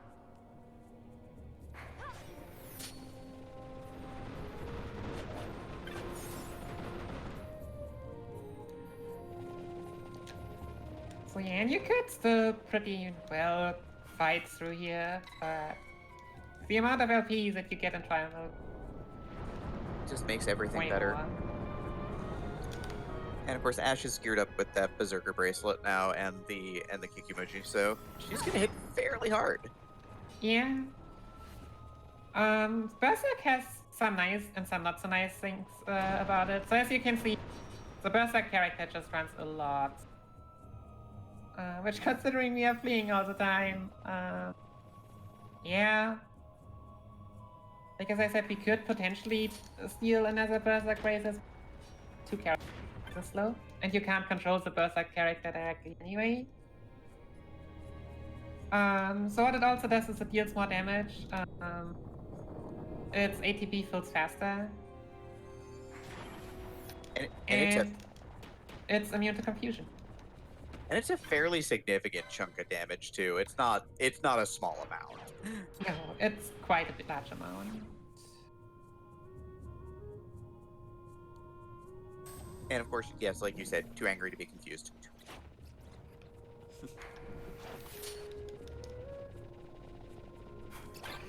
And yeah, it just attacks enemies kinda randomly.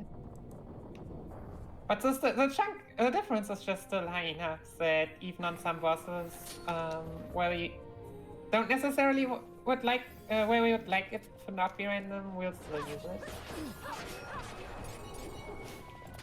Alright, so you have 3 statues in this dungeon, which all have to face a certain direction. If we get what's called a statue troll, that just means that we have to... It shows its back the direction it should be showing, so we have to turn it around twice.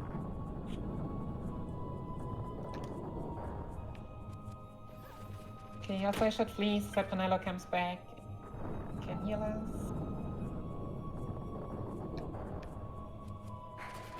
Wait, did we lose Pinello?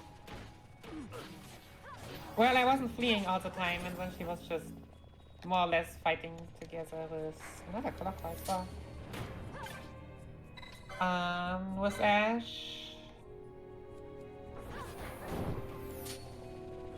But yeah, usually I have to turn them counterclockwise also. Maybe it's a sign.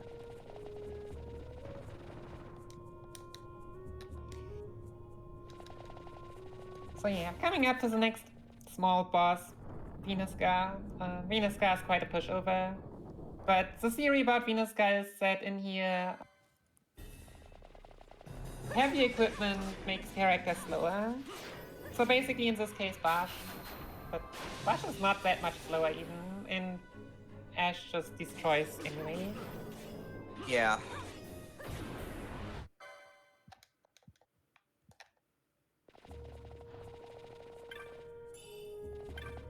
Well, 3 times clockwise, alright. Grabbing the Sage's ring because it's on the way. And because it's basically exactly the equipment we wanted me. Yep. Like it sells for a lot, but it also halves the for our spells, so whoever wears the Sage's ring usually does not run out of it. Basically ever. Unless you really force it to.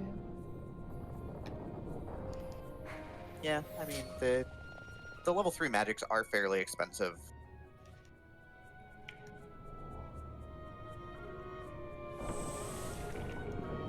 Yeah, and so some of you might know that at this point you could already get Kiraga. I don't know why, but in this game, only Kira and Kiraja are actually AoE heals. Cure and Kiraga only target one person, so that's just not worth it. Yeah, that's kind of a weird design decision. There are 5 healing magics in this game. Fine. But yeah, in ICGS they had at least Cure and Fire the AoE, but they changed that one back. Yeah. But as long as we had Dark for the early games, it didn't really matter.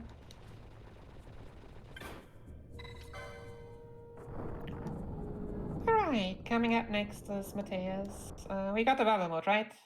We So have we one really bubble don't mode. care about the bubble mode. Over to the left side. Okay, could please someone wake up Penelo? Thanks. So we could give Penelo something against sleep, or we just put her close to the boss and are like, yeah, you're just gonna wake me up in time, right? Yep. There will be a run where it doesn't work, but it basically works that way. And here is Blizaja. Yeah.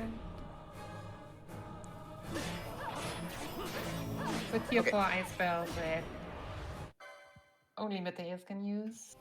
It's very pretty. And we get that elixir for safety. Because we will come back to this room, but for some reason the chests vanish by then.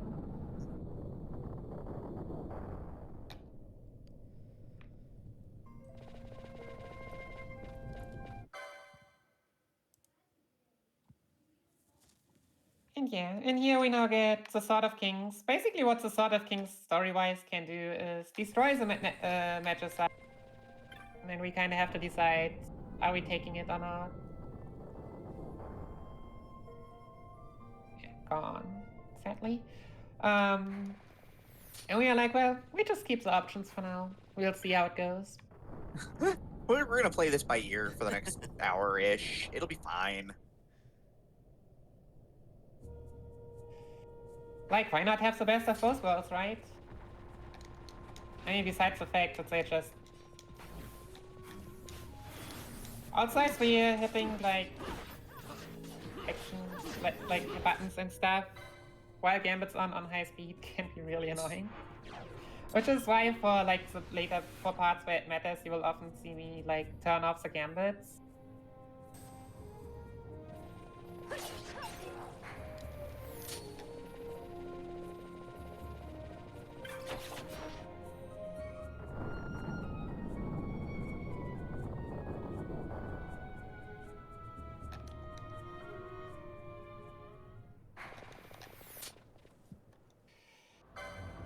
So yeah, and here we see big giant airship flying toward Bumper almost.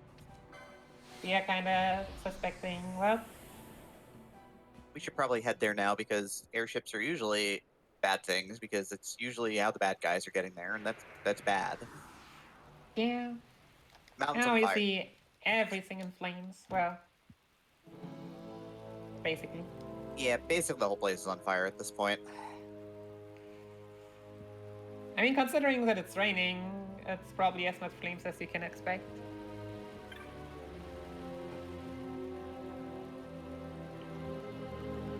And heading directly to the next boss, which is gonna be Judge Bergen. Ah, we hate Judge Bergen. He is fortunately not that bad with what we have, but also the reason why we want the Kikuichi Monchi, because we would only get this after this. Oh wow, could we please raise Ash? Same. I mean, the more annoying part about this fight starts when Bergen is in lower HP and he starts comboing a bit more. Yeah. So what we just did was dispel him before he gets to the party, and then, yeah. No, sometimes people die, sometimes not. Oh, Bash is blinded. That's... can happen. If you're really scared about Bergen, then you could also always inflict darkness on him. Then he's just an absolute pushover. But we fortunately do not need to resort to such strats. Yeah. That's for the new game minus runs.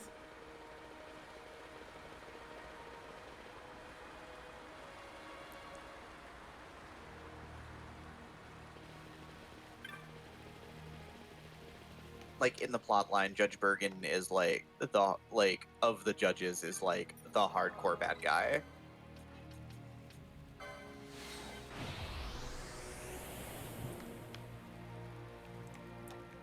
Yeah, most of the judges we don't really get to see, unless we play trial mode to the very last level. But even there, they obviously just show up as NPCs. But yeah, most of them we won't even like see outside of cutscenes.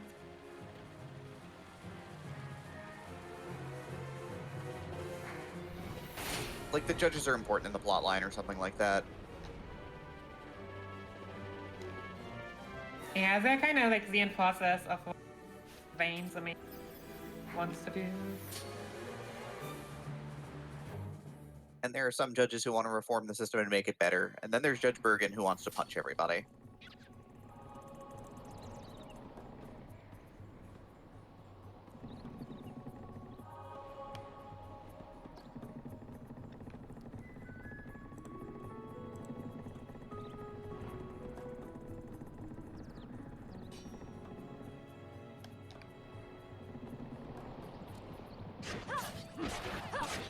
Alright, so now into the Salika Woods. This is how far we could have gotten without doing all the stuff in Mount Beomi says. Yeah. But this is where we would kind of get blocked off, because now we need to find the 9 friendly Moogle workers to help them repair the gate. And that's what we wouldn't have been able to do. But like heading to Nabudis, fighting... Well, even Small Bomb. That would all have been possible when we were in the most foreign highways earlier. Yep.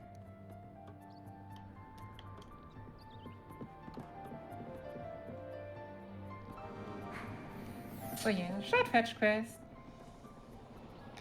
But thankfully the Well, Moogles are adorable. Thankfully. Yeah, they are just like Moogles are supposed to be. They're adorable and they're lazy. They're Moogles, they're great.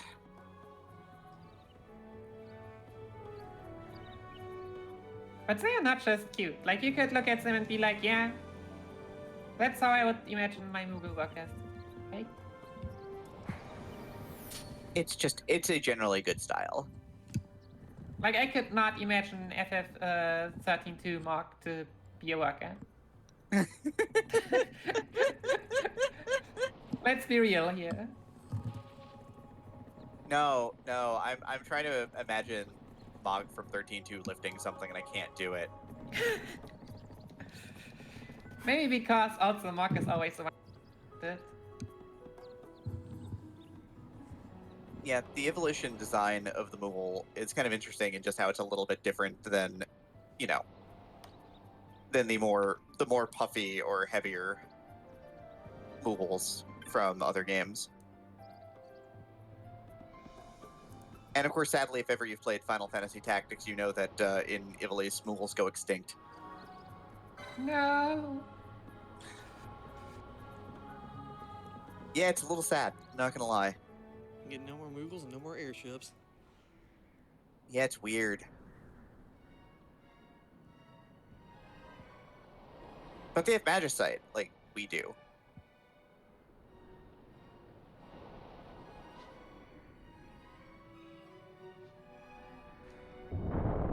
But yeah, finally having repaired the door, we could get a sash now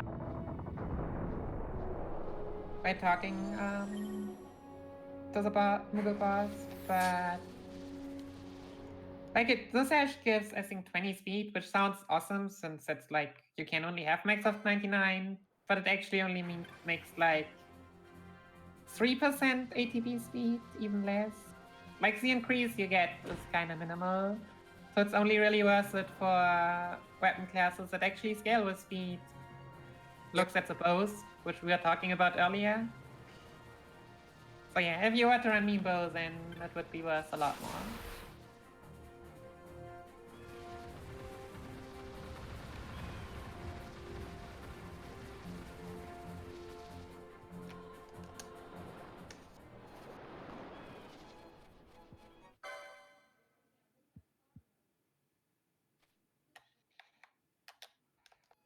So we've been playing through this entire game, and this is the other hunting camp, the one on the city shoreline here. They teach us about, you know, the rare hunts and the rare enemies that we've seen a couple of already and all of that. But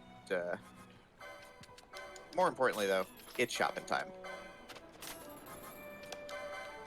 Yeah, I gotta upgrade your equipment every once in a while. Otherwise, that one Ash. just falls off very quickly.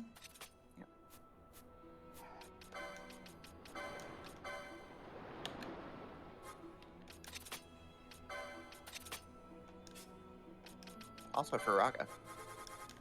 Also Faraga.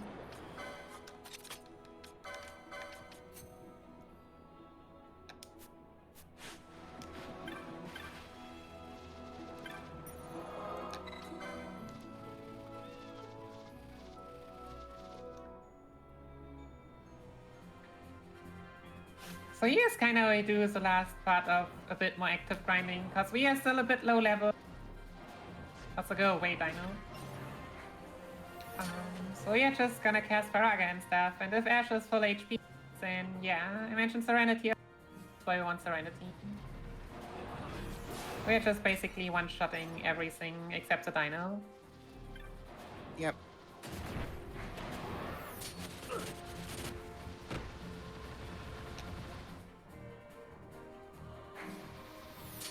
Which is why Penelo is just set to cast Cure on Ash in the Gambits, because as long as Ash is not at 100% health, Penelo will cheaply top her off. Yeah, we really want those 100%. So yeah, the kills with Shell can sometimes a damage roll. But as you can see here, yeah, it's still really fast compared to everything we've gotten, because the enemies give like around 8 experience.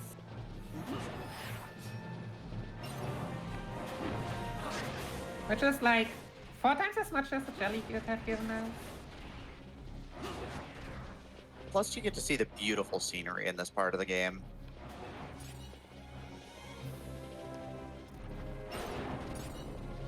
Like, just take it all in. This game's very pretty, honestly, for a remake of a PS2 game.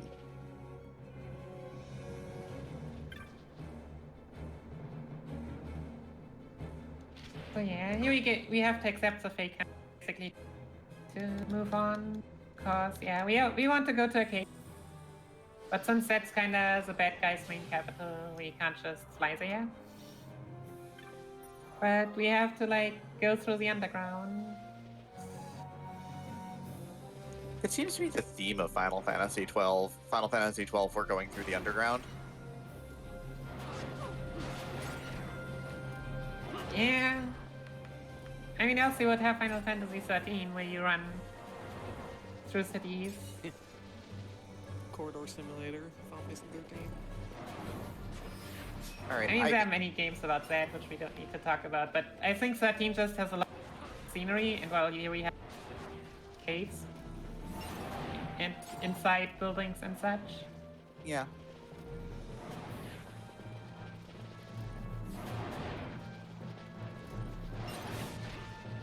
I'm too tired for Final Fantasy hot takes. Video games are cool. They're fun to play video They are games. fun. Exactly. So yeah, just killing these few snakes here.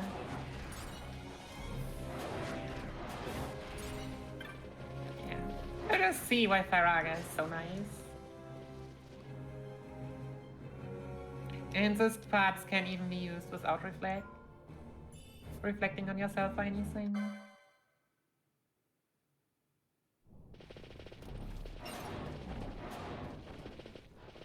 So now we're in weird undead-filled cave.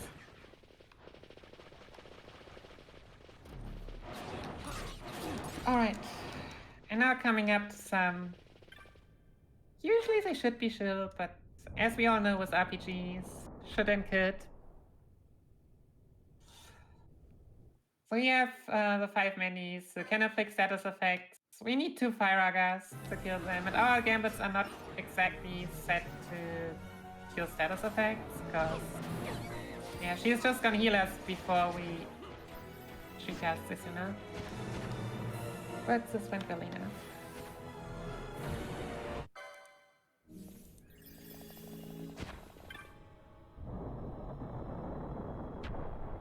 Alright, so all the Allarunes are on fire. Some friendly gil. Just random 9k, 5k gil, which in the way also because for the next story trigger we need some gil. So I guess that's why they also put it in there. Yep. Plus another haste mode. Plus another haste mode. I'll never say no to haste modes. Nope.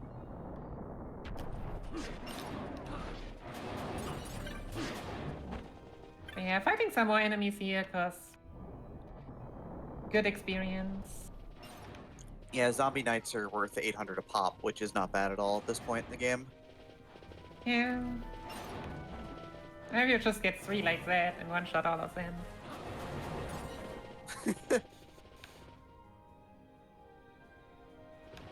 1, 2, 3, just putting them all in their place.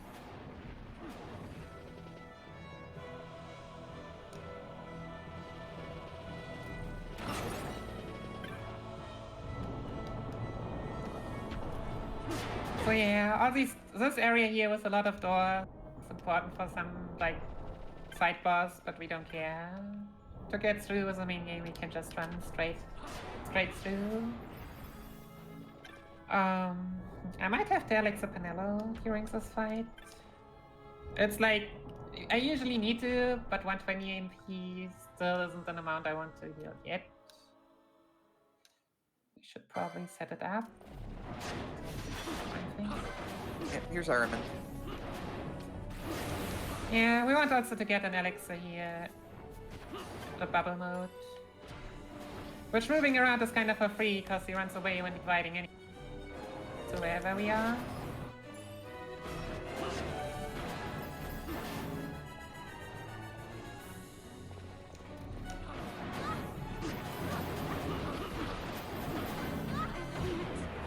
Where are we to? Yeah, it's fine. I only have Alexa to heal MP. Alright, so that is what we do, I guess.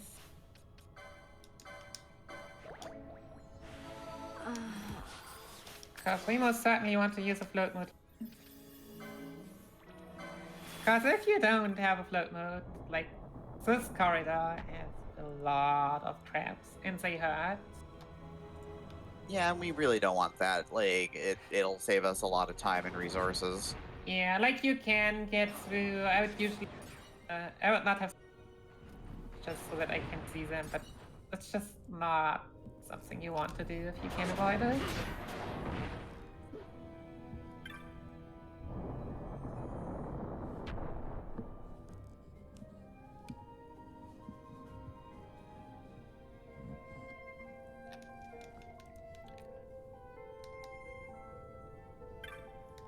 Alright, taking random elevators, that puts us into this. I really don't know. Sometimes security measures have been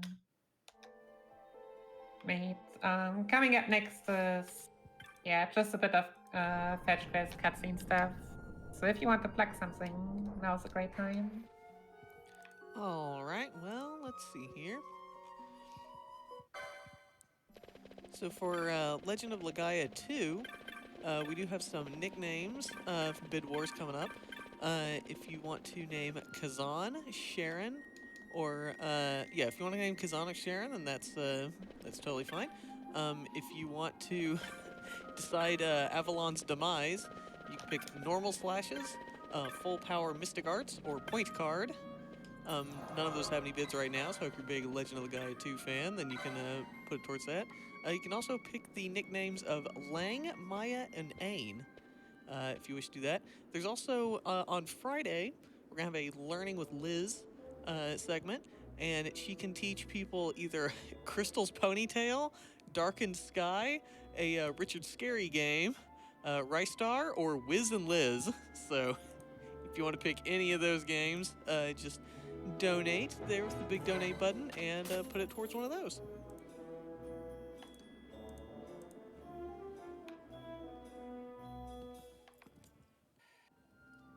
Alright, so yeah, story-wise, basically, you want to... And, yeah. To do that, we need to, like, cause a ruckus. I think it's called, So basically, what we have to do, what we can find out, one person stolen a bag of coins, and then we tell the other guy, hey, that's the guy that has your coins. So now, they're getting into fisticuffs, the soldiers have to move there to... like, calm everyone down, and yeah, now we can just move into the city. Nice. All knowledge provided by Balsia's good friend Jules. Noah's gonna be around with us for the small part of Arcades. Jules is basically just an information trader and uses those information to get as much money out of everyone as he can. But yeah, we're close to the heart of the Empire now. Since we didn't get the Kakata, I gotta gear up a bit in terms of weapons.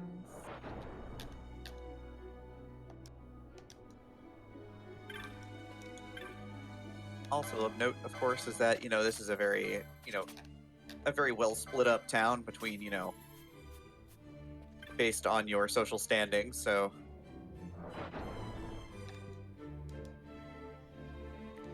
Yeah, it's also Balsia's hometown.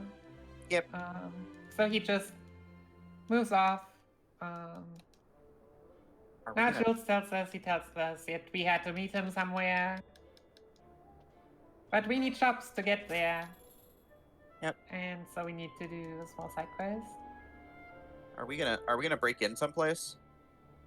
Nah, no need to. Not yet. Oh.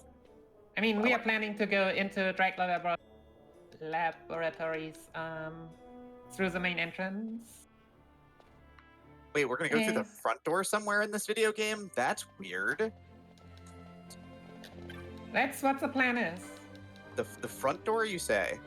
Yeah, it's a plan. This is a weird plan for this team. This team is not a very good front door team.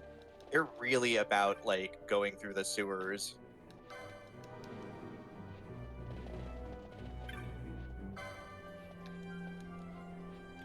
But yeah, also nice thing to note, in the original PS2 version, in the remake, the TZA remake, they decided to be like, 8 is too much, just make it 3. Yep. Thank goodness for that. Yeah, if you want to plat percent and see all maps, you still have to get all. But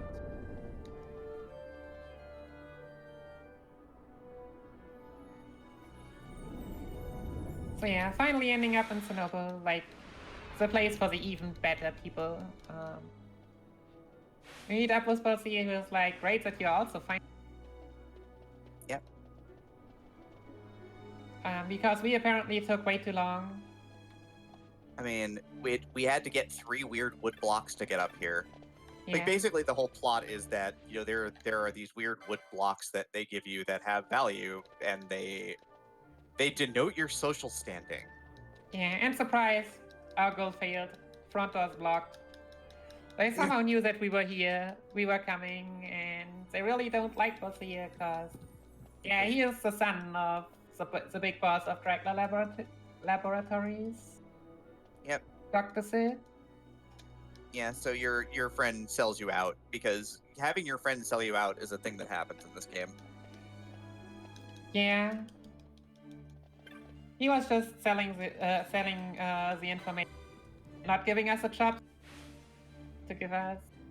So, yeah, as it turns out, he was also more like a friend for fisticuffs and stuff. Just someone he knows well, not someone you truly call a friend.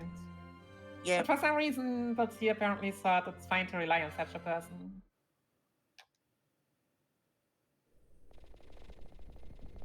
So Dracula Labs, coolest area in the game.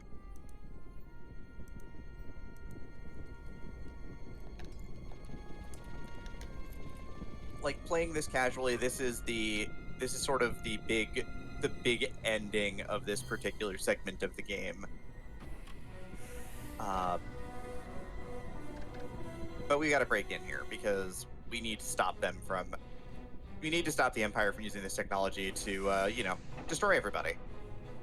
Yeah, and as we can see, yeah, a lot of soldier corpses. The experiments have gotten loose. They didn't think of whether they should create these things. They just thought that they could. Yeah. So now that we've gotten a map and everything and kind of activated, we can open bulkheads from blue to red and back, which basically open up different paths. Mm-hmm. In order to get us to floor 70.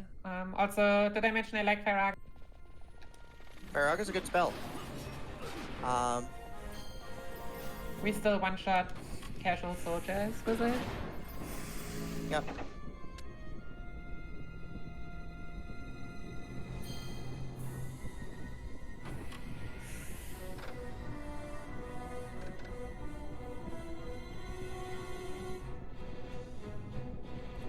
Also, Final Fantasy XII really likes button-pushing puzzles. Yeah, which is fine if we weren't at like 4 times speed.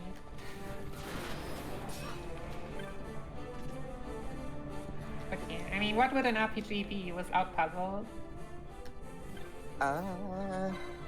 It's a good question, honestly.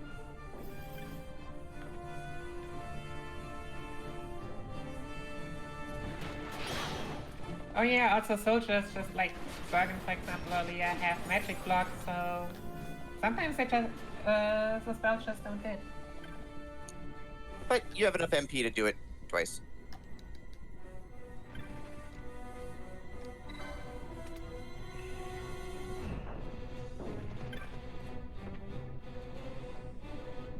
Twice is good.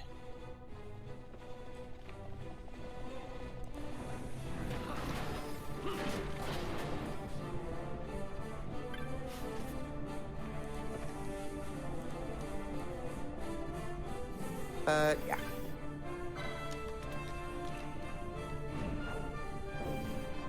So yeah, turning off the gambits because before the next final elevator, I just want to ram past them, and as you can see, there's not a whole lot of leeway, so I need to hit that switch first try. So chances of Bash dying increase by a significant amount. And that would be bad. Okay.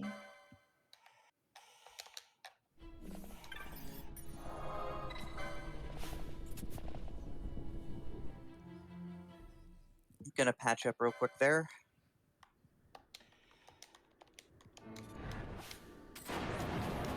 So as nice as Faraga is, sadly, enemy units get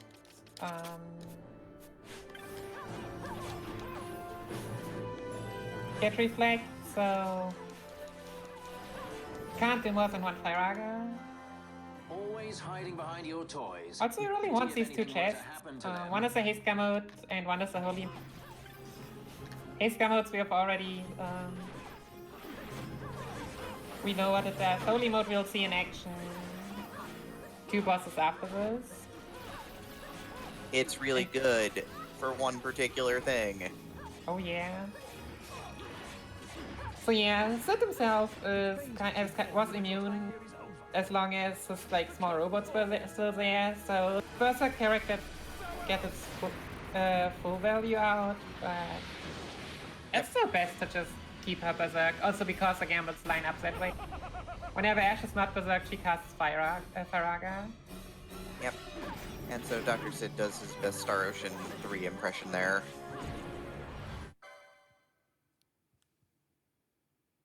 It doesn't work very well, but, you know.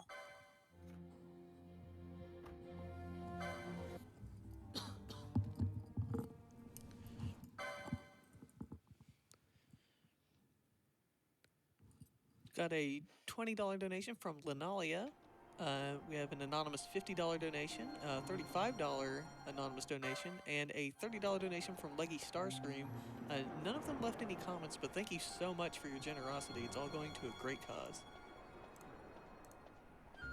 Thanks a lot, everyone. That's really amazing. Also, go to sleep, Leggy. Also that one. We love you, but you know that you have to sleep. Yeah, it's my turn to not sleep. Thank you very much. Go to bed. But more importantly, we've escaped, and now we're in weird shoreline town that makes... This part makes legitimately no sense in the plotline, I'm sorry.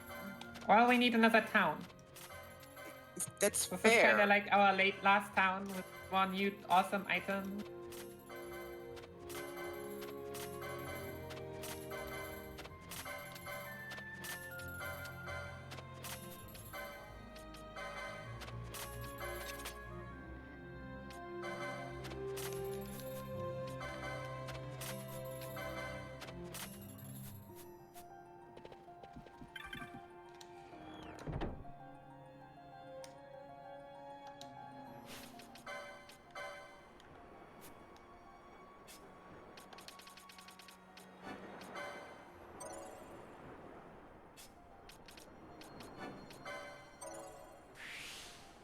Haven't worked up a ton of license points recently, but Yeah, I mean, ironically, Bash like doesn't even get the golden amulet license. but doesn't he like never use any magic in this layout? Yeah, I mean, he also doesn't have any, but we can just skip so much that he just is fine with the casual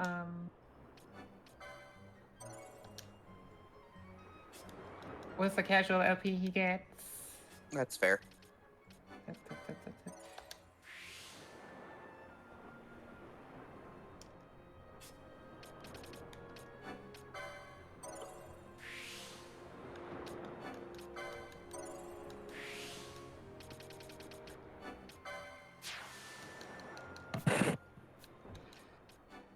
Alright, so getting more awesome.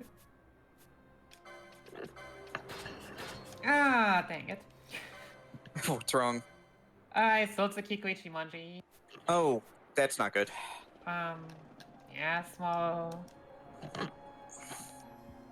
mishap. Have So to. I'm not like, so the next boss is the only one where actually I want to sell some stuff, please. Is there a backup sword you could pick up, or are you kind of stuck Yeah, I out? mean, I just have the one I have right now, I guess. That's fair. So damage rise for the next fight, which is the only one where she actually does attack. It doesn't matter. The thing about katanas is they give 25 evasion. Well, that's just nice to have. They're two-handed, so they generally hit pretty hard too. And back to non-bonuses. So yeah, that's something we just don't have anymore. Oh well. But yeah, it's just basically giving an extra bonus of safety. Which means I might just... I'll get more katanas later, so I might just license Katana 4 to Penelo. So I can give her the ones that Ash has now, like for the final boss.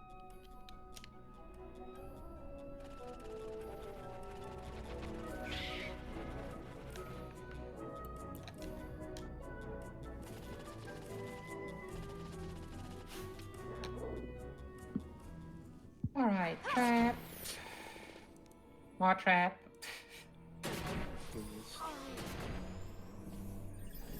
Stem needles are kind of annoying.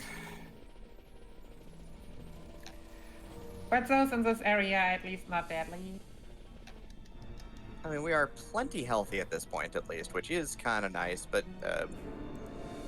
we're going into the mist, which, of course, is where the magic is.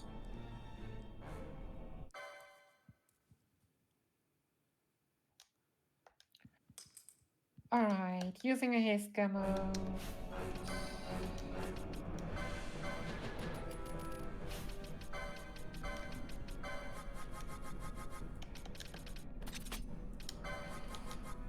Santa Chronos Tears.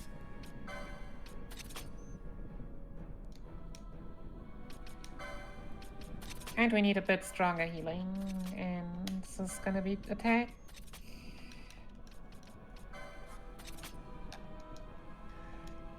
So yeah, Reflegia just takes away our and can inflict us. So we will just really want to kill it as fast as possible.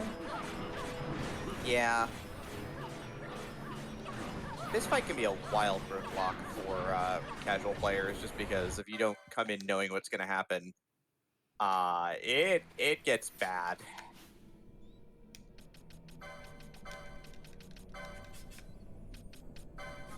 And quickly running back so that we actually get OMP back.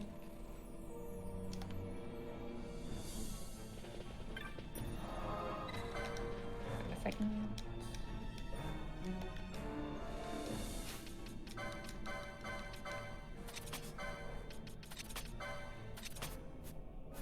And switching back to Flame Staff, cause yeah. Yep. Flame Staff is just the fastest way to kill stuff. Except those Mirror Knights, they have Reflect, surprisingly. Yeah, the game decides some enemies just randomly get Reflect. Yeah, Mirror Knights would also have been a very viable option, a good option to grind. Like the PS4 version, 5 gripes on them, but they're able to manipulate Kakadas. Which makes it possible to even do so that early. Like when we did jellies, they do that instead. Got it. But it's just sadly not viable. Okay. So here we get 2 items. So yeah. Quest-wise, we just have to follow these light spots.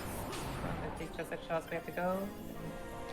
And what we are getting is step 1, the bubble belt. And equipment that inflicts bubbles, so just giving Barsh casual twice as much HP.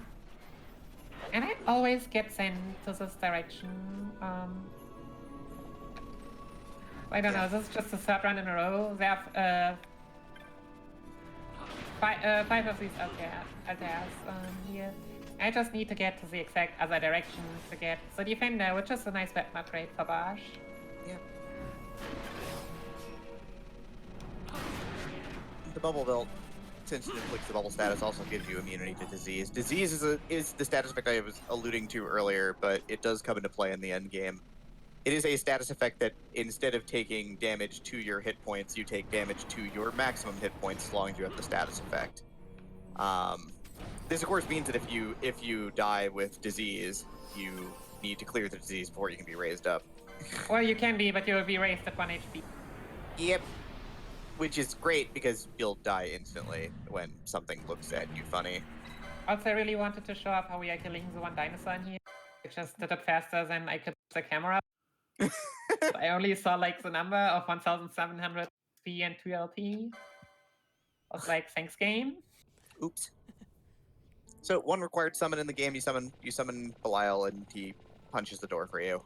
Yeah, it needs to be Belias. You can't even use Mateus or anything to open this door. Now we're in Gruvegan. Yeah. Up against one of the bigger roadblocks of this run. Like if you're out this game, then that's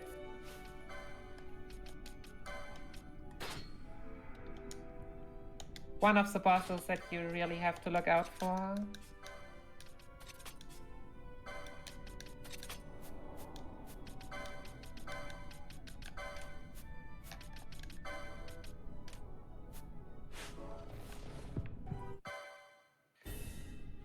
Try attack, Dakra.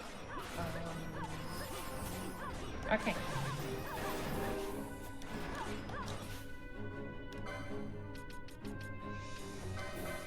So yeah, most important to skip about Rage, which he'll do when he's like in crit, which deals a lot of damage and buffs him a lot. Yep. And so what the Holy Mode does is, for one, it fills attack capacity a bit. Maybe I'm actually not too certain about if that actually helps. Okay, Sage's Ring, Flame Staff. But it also does a really solid chunk of damage with that animation. Holy Daedalus is weak against Holy Elemental damage. Yep. So that helps too.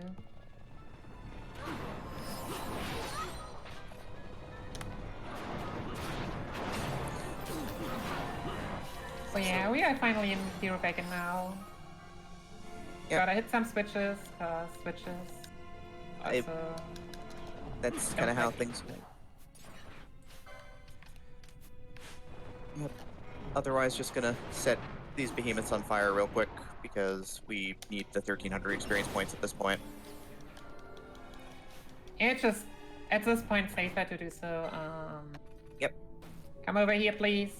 I would like a heal. Gonna push out into the mid-30s in terms of levels here.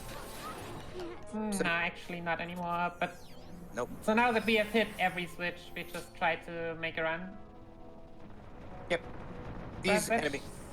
Kinda dangerous, as you can see, so you have to be careful. But with the bubble belt, Bosch is better. probably fine.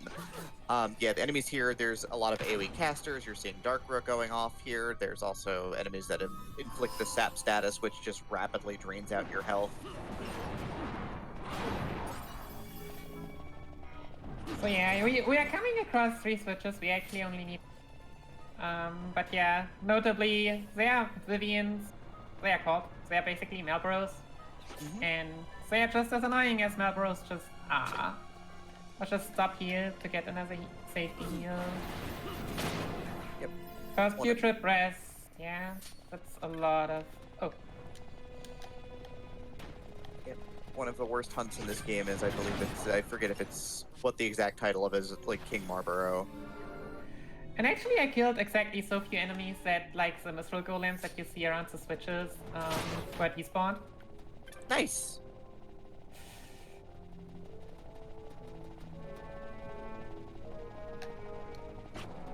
So yeah, not gonna complain about that, because the Mithril... Which is why I usually just turn gambits off and not just kill everything before I hit the switch. Yep.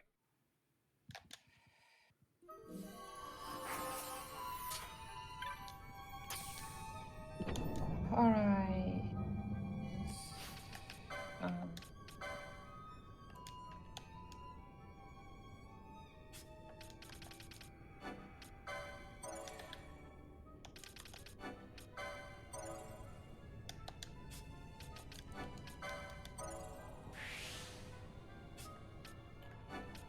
I said I would just equip Sayake, right? So I can just do that here. Magic Law increases the magic stat by 1, just like Battle Law is a physical attack. Well, that's not worth that much. I mean, but that one unlocks a swiftness node, which, you know, every little bit. Burst up braces, wait. Use Sage's Ring.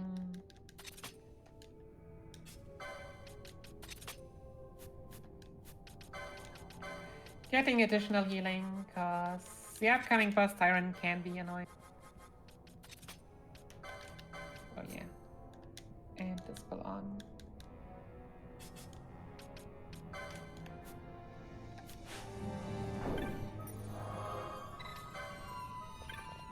Refill MP. Yeah, accidentally Equip the Dawn equipped Shard. the Dawn Shot. All of the Magicite in the game has the opposite as the one effect where it sets your MP to 0. And since we've gotten an additional haste mode, I want to fight. Here's Tyrant. No toys. Yeah, so Tyrant can be a bit annoying. Just he has a lot of AoE magic. And hits kinda hard, but Yeah, lunge does a lot of damage. it's just the usual, yeah. Shouldn't be difficult, but sometimes is. But that's just a my explosion, just in case. Yeah, Piercing Gravaga does percentage damage and just always lands, and then of course,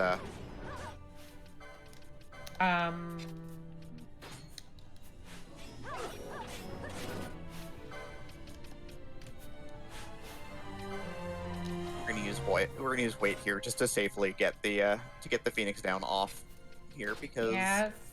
So what you can do is, what I did was ATB refreshing, which basically cancels the animation. Okay. And that's it. So as you can see, like when an action is done, like it still says explosion for quite a while, and if you just unequip or equip a weapon or any kind of equipment, then that just gets reset to nothing. which is good, lets you take your actions faster. Welcome to the area with a name that I never remember. This is a great crystal.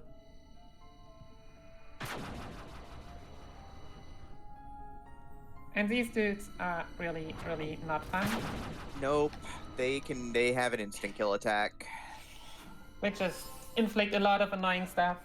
Or Yep. can at least. But also this area is a big old maze, and one of the hidden Magicite bosses is down here. This is where you fight what's his name? It's real late. I'm real tired. I want to say Ultima, Was but it Ultima? Yeah, it should be yeah, Ultima. But should be so Ultima. after you can. So first you will fight Shamazai. Yep. And if we come back here, we can fight Ultima and what was its name? Like the biggest non-hand boss in the game. In the game. Zodiac? No. Omega Mark 12 or something. Oh right, yeah, the giant death robot.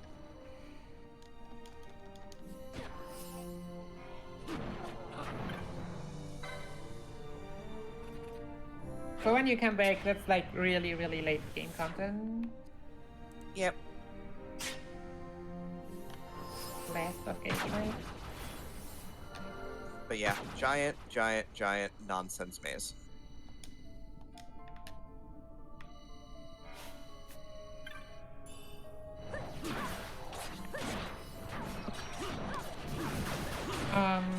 I do not even have an alarm clock to... Well, we can just wait, and Bosch is strong enough to survive this room anyways.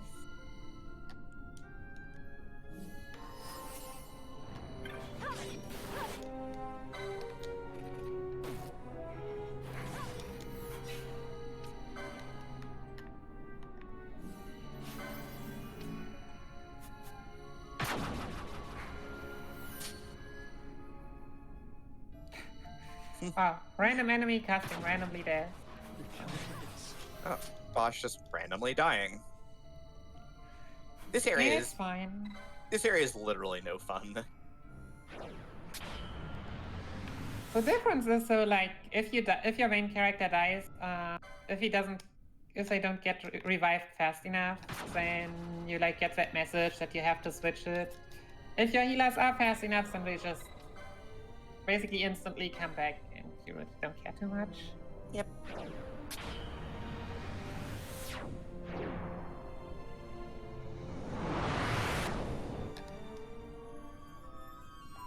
All right, coming up next, Shemazai. Two things to note: its elemental weaknesses are random, so even if you wanted to, you can't really work around that. Unfortunately, it is just very, very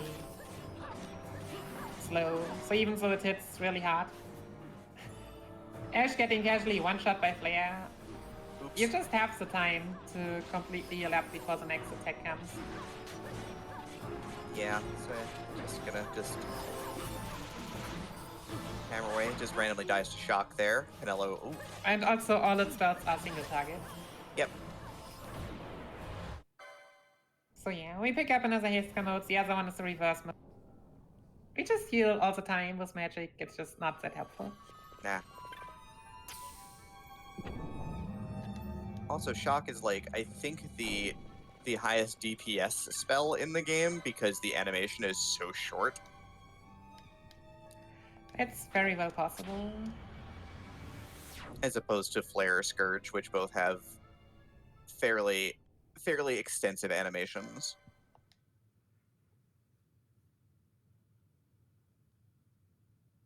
Shock's also single target though. It's single target non-elemental. Yeah.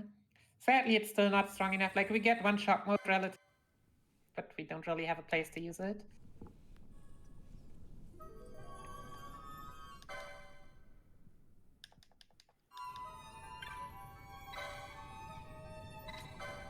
Alright, so that was Giro Wagon. Yeah, we are kind of baited here by Sid to come here. Look, Ash will go anywhere that she is told that there is Magicite. It does not matter. Yeah. So now we are going back to Belfenheim.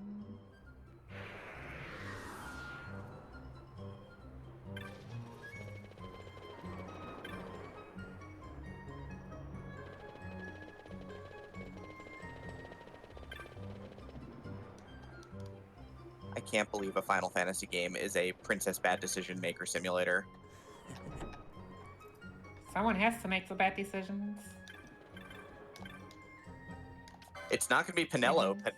Pinello is the brains of this operation, clearly. She's the glue holding this team together. Yeah.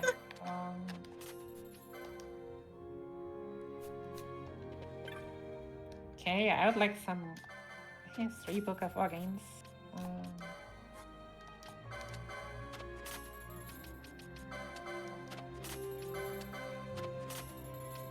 Yeah, second cancel. Okay, fine.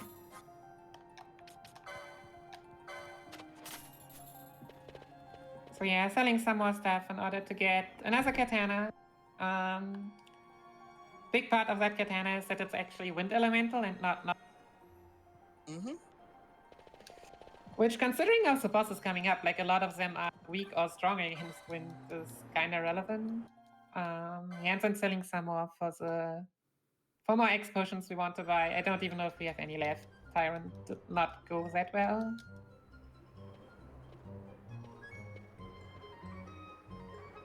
But yeah, so we're here to find the leader of Shoreline Town.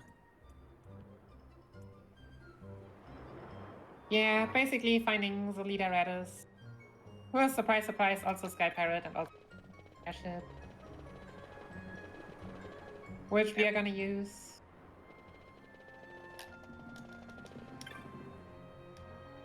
Heck yeah.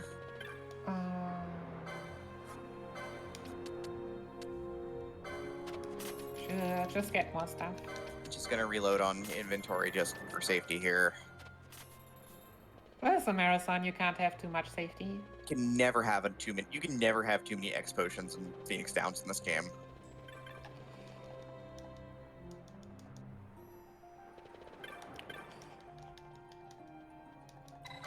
Would you like And- to? Would you like to ditch this place for a different place? So if you thought the tower in FF13 was bad, the good old Agent's Tower, that's nothing compared to what we are coming up to now.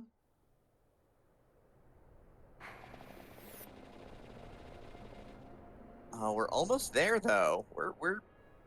We're getting close. Yeah, we're getting really close. Welcome to Nabudis. Enjoy your stay. Nabudis is fortunately a place we'll never go to. That was the that place. Yeah, we fly over it. Never. It's a side. It's all side quests. It's where you get. It's where you get Protega, I believe, in the game. But otherwise, Possible you get some spells there. Okay. More haste gamma.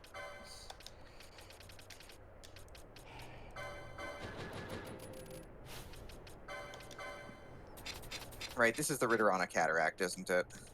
Yep. Attack Echo Ups to Panello, because only Panello's silence really matters.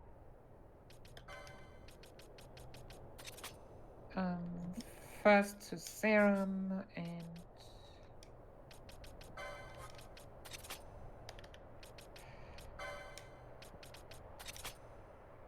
The first time I walked into Nabudis, I hit 4 explosion traps and just died. Just. yeah, Nabudis is full of traps. That's just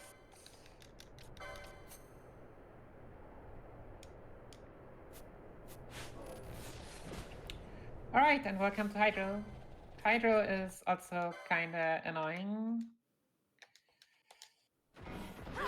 Because Hydro can cast Curse, yeah, mostly because of Curse, and yeah, it used Fear Gas, all of Panello's over it, so I had to re-elixir. It just hits a lot, but since we've set up Yep. a lot of damage, basically as much as we can.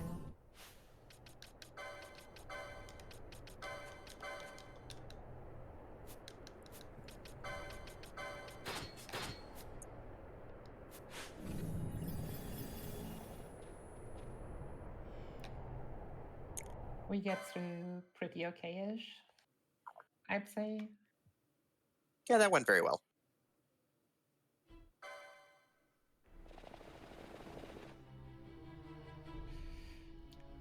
So yeah, coming up here, we need to collect these Black Orbs. The second part where I'm not gonna use full 4x speed, because... Could we please sync? Oh, it is weird seeing the game at normal speed right now. It feels so slow, doesn't it? Oh, this is something else. Like, when I last played through this game, I played through the entire game at 2x speed. Right, Yeah. casually I played at double speed. Seeing it at 1x speed is like... And maybe I should try it. The thing is just that I'm playing under control. Press on the keyboard. But it's just that these dark gems don't stay there for that long. Yeah, so and... yeah. you absolutely want to grab them because, well, you know, having to farm more enemies to get more of them is slow. And see, usually there are only like 3 enemies on the way. Yep. And we need 3 of those Black Orbs to activate. Yeah, the 3 crystals, I guess we can call them. Mm-hmm. To break the seal leading us to the next boss.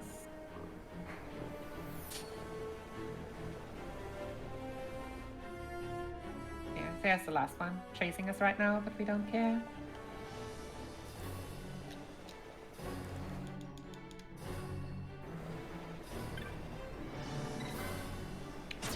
Oh yeah, next boss going by the name of Panama. Who in the end is just a huge turtle. Yep. Gonna kill a turtle.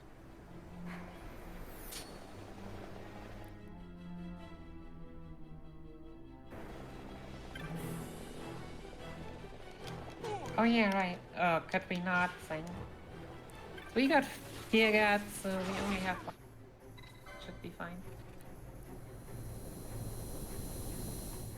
So that's a good turtle. Pandemonium has an ability called Perfect Defense, which it uses when it's below 50% HP. Does it do exactly what I think it does? Yeah, it negates all damage. But for some reason, if you cast Arise on it, then the Perfect Defense falls. At Wait. least in the remake versions. Wait, really? Yeah, and Redis knows Arise, so... What? We do not need to wait, like, 30 seconds in order for it to run out. Yeah, perfect defense lasts a long time. That's great. Yeah, I mean, it's 30 seconds on 4 times speed. I mean, so it's 7.5 seconds, but that's still a No, 7.5. it is 30 seconds and 4 times speed. Oh, it's normally 2 minutes. It's real damn long.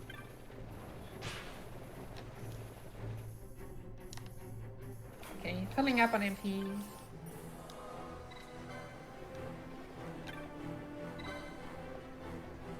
And now it's time for the... And now it's time for some teleporter maze. Yeah. Now it's first time to climb the tower. But it's over 90 floors. Fortunately, we don't need to run all of them. Like, we now may just teleported from floor 10, 1 to floor 10. Oh yeah, we do not want to dispel because there would be too much to dispel. Yep. We need our MP for a more relevant thing. Like Oh keeping yeah. the party Now we alive. have to beat Brain Pans. As you can see, if you beat the green ones, then They make we are bridges. building bridges. And we're gonna build bridges everywhere because that's how this works. Yeah, fortunately for now, that just means we are killing every brain that comes into our way exactly once.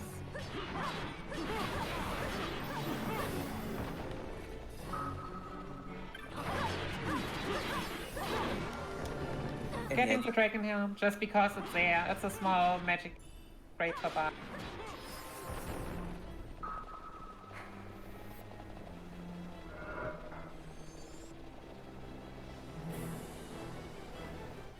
But yeah, around and up, around and back, around and up, around and back. Yeah, just killing the Chimera brains before they just chase me and then I have to kill them anyway.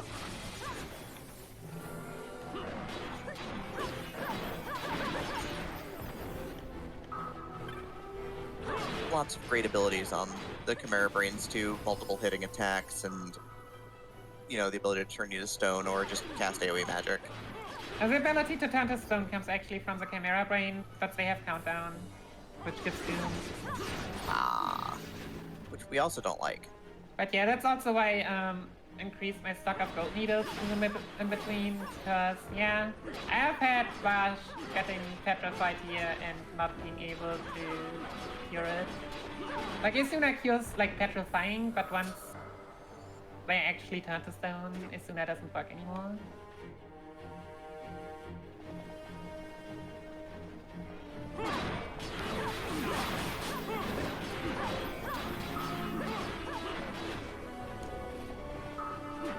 But yeah, 90 floors of this.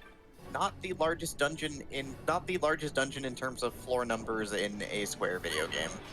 No, also we are already in floor 30. Yeah. Like each landing ends up being a floor basically, so it's not so bad. Yeah, they are like. Also here we would see over there is a red one. Red ones are called datas. Oh nice, we actually killed it too quickly. Those actually, those either decrease what we have. Like this time it took out a block. Or in some parts you can build red bridges after having those green ones. But that's just, I believe it is for Holy in this version. Which is pretty annoying to fix. Yeah.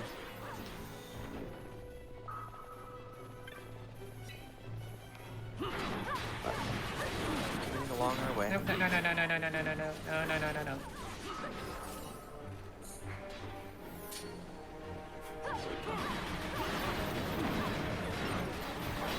Oh yeah, now we have We're running this place in circles a bit because we need a bit more than just all of them.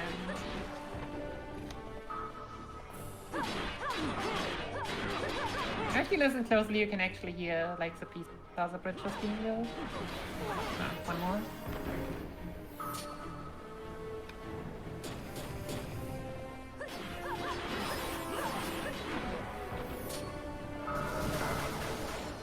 Alright, and one last. This is the other way around. Also, sometimes these brain pans move. There's a great clip of like a brain pan actually chasing all over the place. Wait, really? They're just stationary, yeah. But yeah, we only need to beat 3 here. I mean, there are a lot of people that just love the original PS2 version and have done a ton of runs of it, so...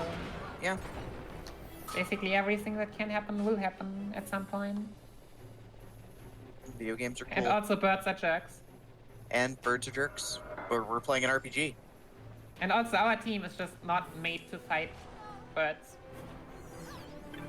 Like you can fight birds either with like ranged weapons, magic, or spears and poles have also reach. But we have katanas and swords, so we just don't do anything against birds. Which is fine. We can just ignore the birds. Live in harmony with them. Alright, so coming up next is Slip. Getting 2 items, Reflect Gamut and a Black Mass.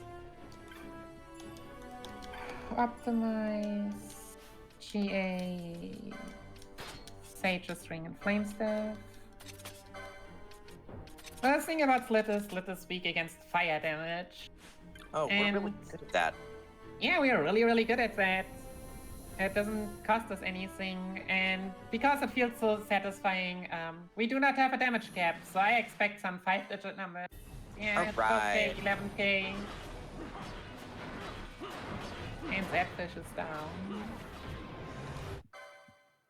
Well, that was really easy.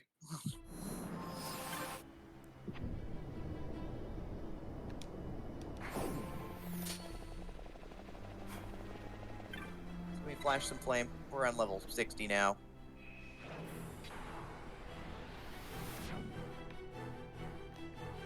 Here I want actually my map. So here you need to sacrifice like, like I think magic attacks techniques. At least what we're doing here is we sacrifice our map. Which is kind of ridiculous because that's just the original in-game map, but in the remake we got like this additional map which we get by pressing L3. So we are not actually sacrificing anything. That's not even fair. I'm pretty sure it's also like the shortest way to get up. Because those open doors in 4 different corners. Yep.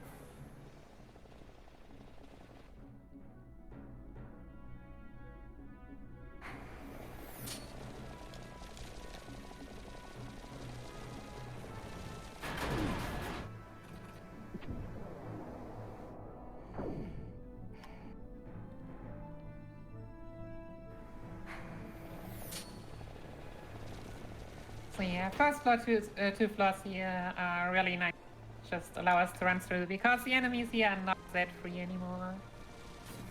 As you'll see here. Yeah, Reavers have... I will go and fight them because I don't want to stack too many of them.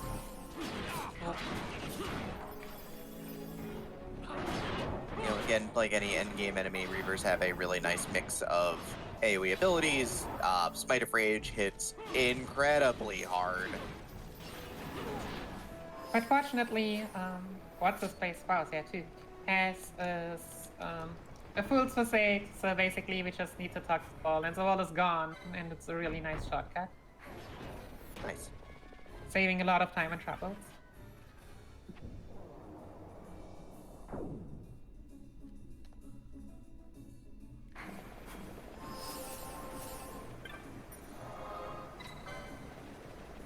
Hitting the safe crystal just because Vanilla likes MP. I think everybody likes MP though, right? Well, Bash doesn't really care. Oh well, that's fair. Bosch has one job anyway. Okay, licenses.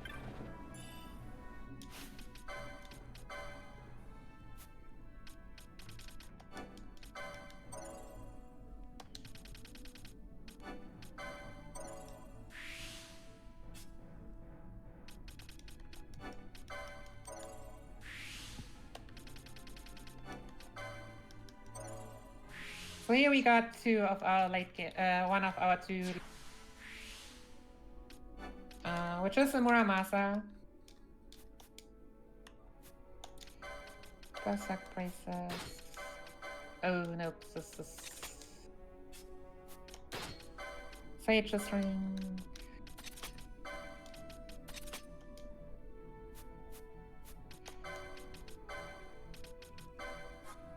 Oh.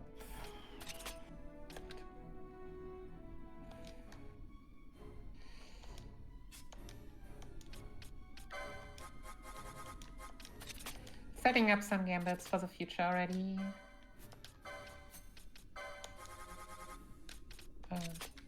And you want to dispel.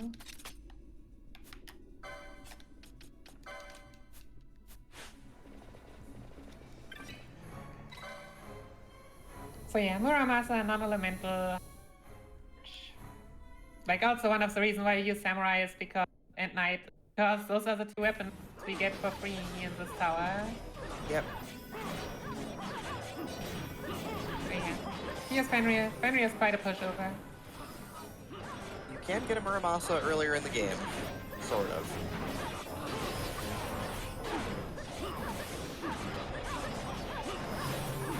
Talking about the Gilgamesh side quest, Muramasa is the sword that gets left behind that you can pick up that is actually the good sword, and oh god, you just cut that boss down. I'm actually not sure. Sure it's not so Masamune? Maybe the Mazmune, but you get one of the two legendary, you Yeah, know. I believe it's the Masamune who's just actually like the best katana there is. Yep, it has 111 attack power.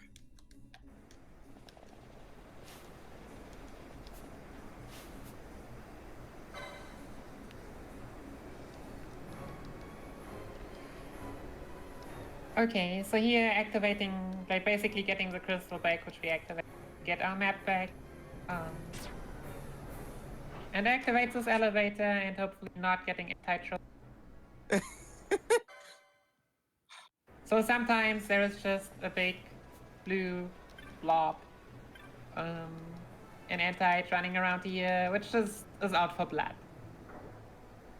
And you can't really fight it, so you just try to quickly run away or get into the elevator. But when it's there, it usually things around the elevator. Because, yeah.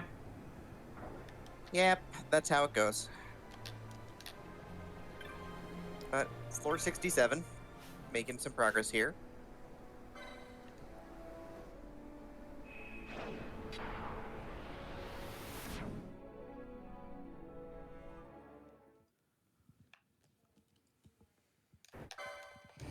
So yeah, here's now the real teleport. Yep. Teleporter minigame. I don't even know where all the paths lead. Suspicion. I only need to know where I have to go to. Notes. Notes are good. It's actually not that complicated. Once you know where to go. Oh yeah, that weapon also has like a late game. Ganz interesting is the fact that they don't care about your stats and the damage they deal. So if you were to do like a low level challenge, then that's the weapon type to go for. Yep. White robes, more awesome mystic armor. So we never actually touched it. There are 3 different types of mystic armor. So light armor gives a big HP boost. Heavy armor gives a strength boost, and mystic armor gives a magic boost. Yep. So as I mentioned, birds are jugs, but we want that ultimate blade, because that's the other late game weapon that we are gonna get for Bash.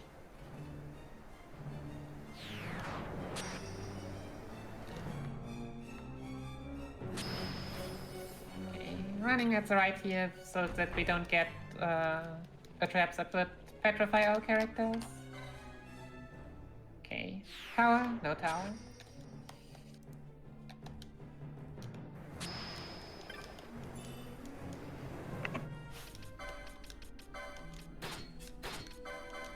Yep.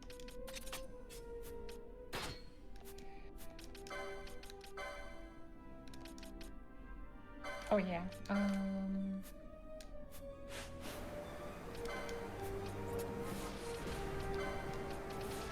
So the tower has a 20 has a rare game that has a 20% of appearing in this place.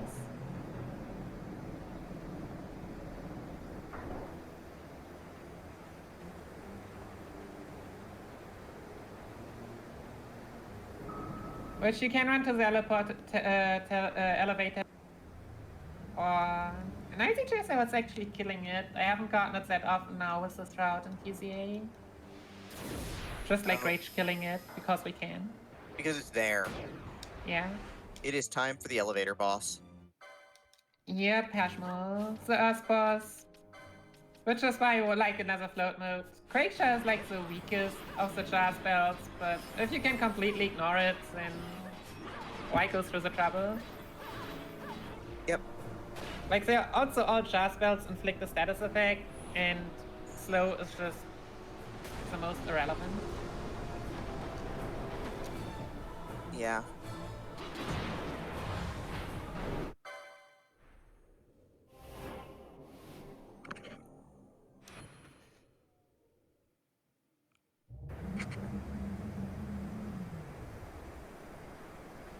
Alright, being almost on top now.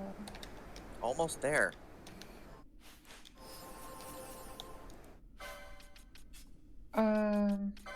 Optimize. Bash turns the sex potions on again. And we want more here. Now we just... As I said, sometimes the floors are just really fast. For our floors were like these, yeah. I would not complain.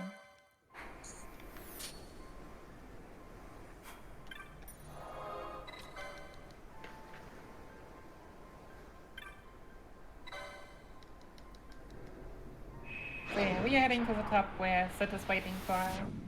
And...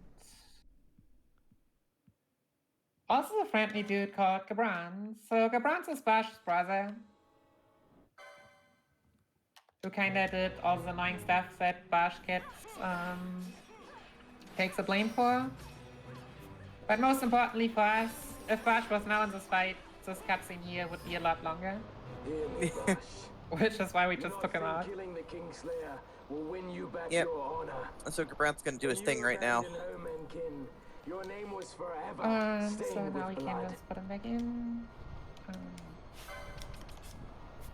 Go back to Flamestaff.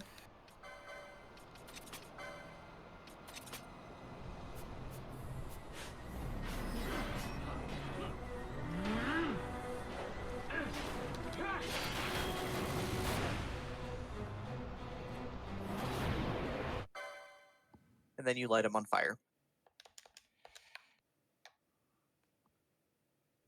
Goodbye, Judge Gabrant. We hardly knew ye. Yeah, throwing in haste mode because we have one, which was at some point used for hash.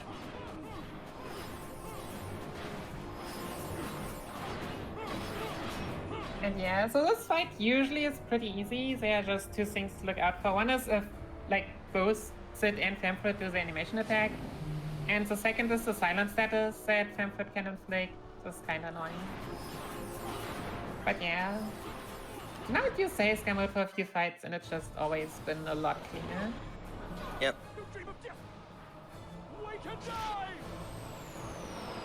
And yeah, Femfrit is also weak to fire, which is why we just... for as long as we can. Just apparently the whole fight now. Nope, not the whole fight. Well, Sid tried.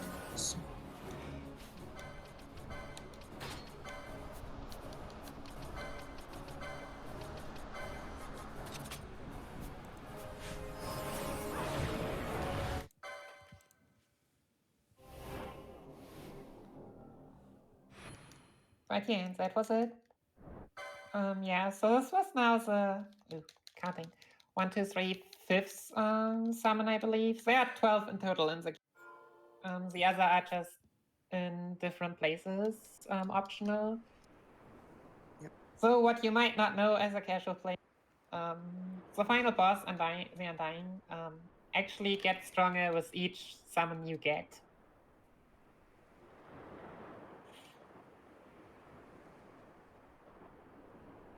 And like if you get all of the and for every additional one, like the spike is pretty significant.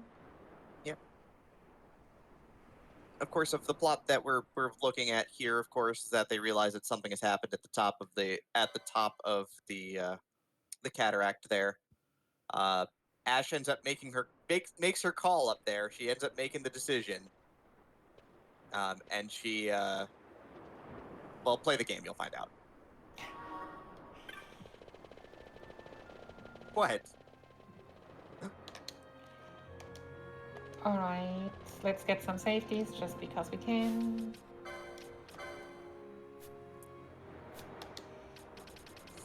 Oh, this was what I wanted to do.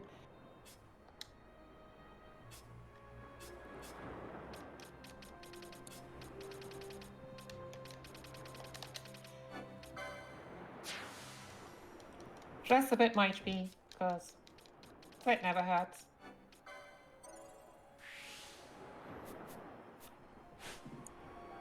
Now we are on our way to, like, the final battleship of the evil empire, the Bahamut.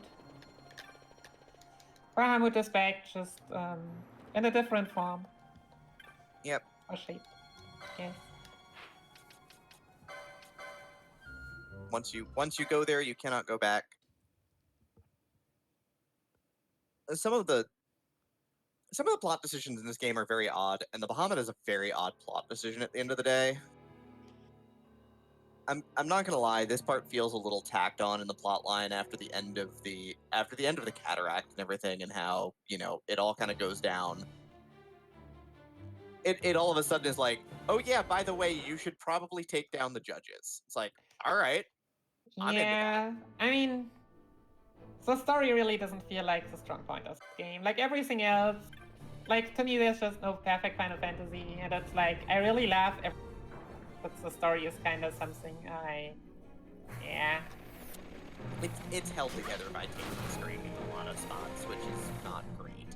You get thrown into like a string of stuff to a plot string that happens, and you just also get thrown out of it just as much. Yeah. Alright.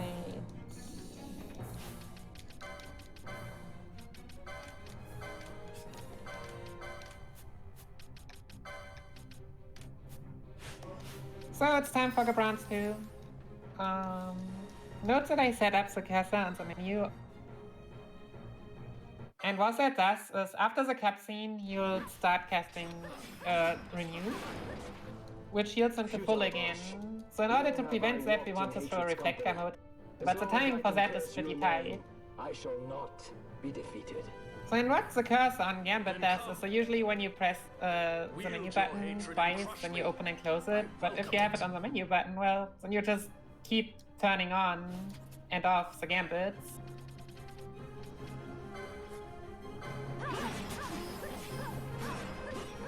And that way we can just ensure that the Renew actually doesn't get casted on himself.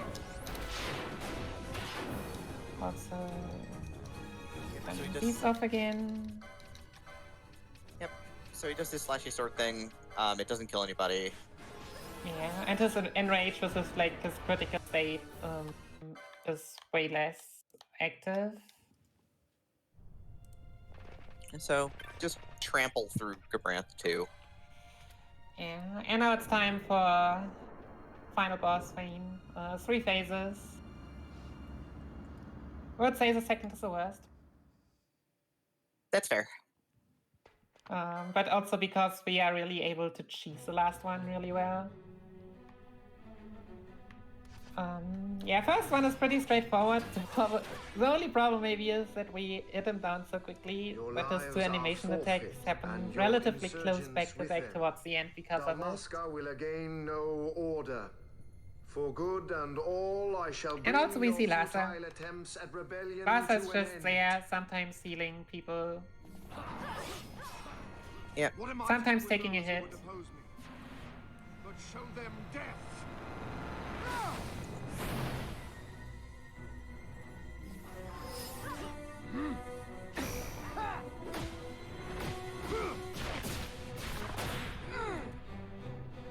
This final boss music Will is fall. extremely cool.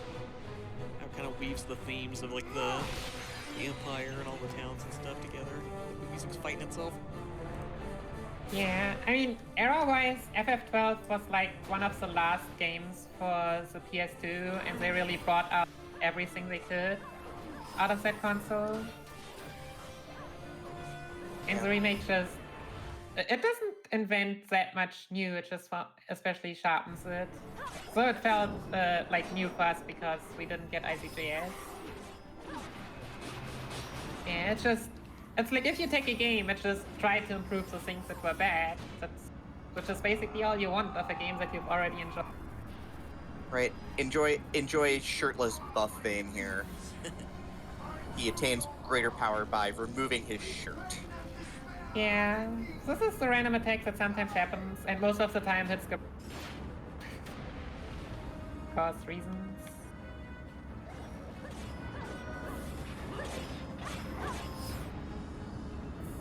Ivalice will know a new dynast king, and man will keep his own history.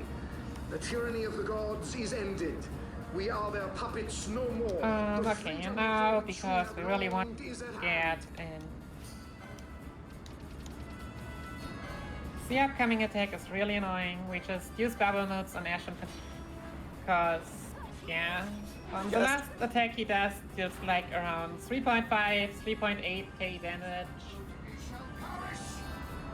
So it's just safer this way. Make sure everybody survives. Yeah. If you were to skip all of it, you would save a lot of time, like, but I have not found a consistent way, and it's more important to me to on the final phase. Like, which is obviously also a thing. If I were to buff up the buff would run out in the third phase at some point. That's also not helpful. No, you need it for the right time. So now here comes just a whole bunch of AoE magic, but of course, everyone's doing all right. Yeah, we have around 6,000, between 5 and 6,000 HP with everyone, so...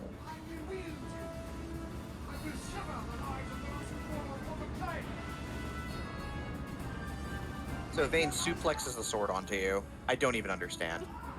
Well, it's called Tree of Sephora, so it's kind of supposed to be, I guess. I guess.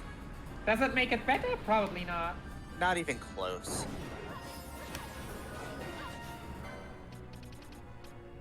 Alright, so 1 more minute roughly for the final phase.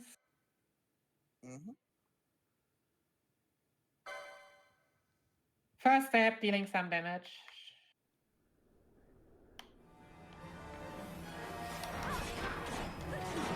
Okay, so now we turn Cease Friendly, buffing Gambits on again. Haste mode, spam Curaja until the end of time. And for all it's worth.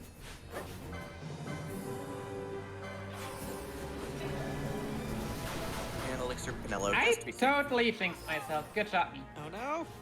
Oh no. I should have just not used that elixir at that time. But it's fine. The autosave when dying in the first and second phase bring us all the way before Gabrans.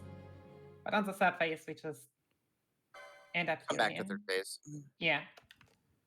That was, yeah, I saw you crack the elixir and then just dropped it.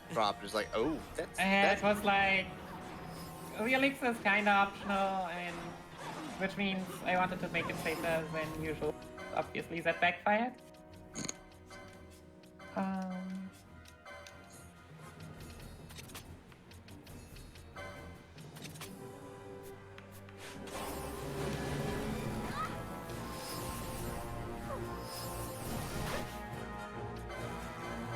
Are you serious?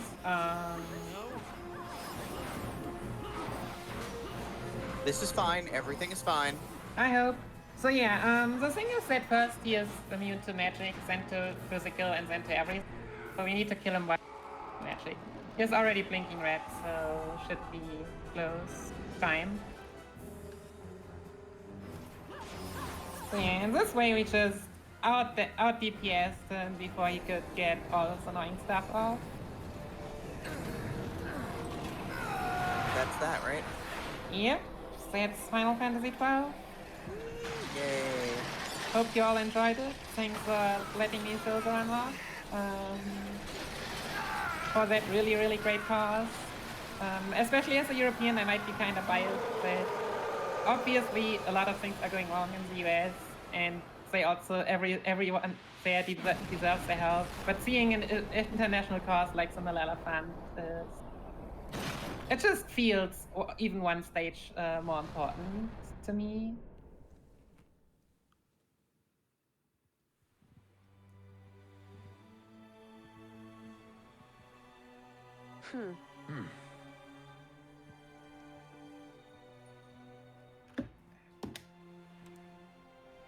And this is why you do not tap out of the game.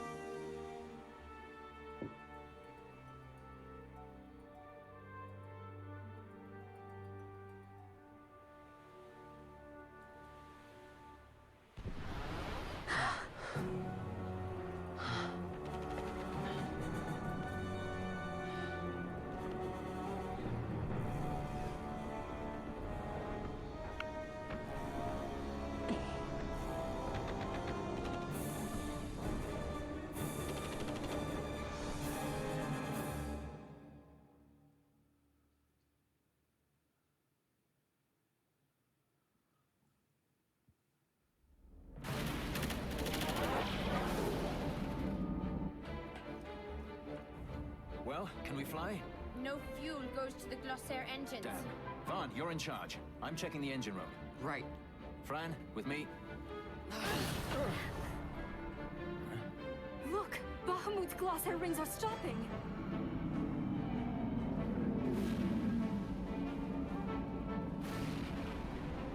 Vaughn, as soon as the Strahls rings move, you take off. Understood? You can fly her, Vaughn. Just do it like I told you. Don't worry. Penelope, watch for interference from Bahamut's Skystone. The Strahls a fickle girl. You keep her working for us. I'll see what I can do.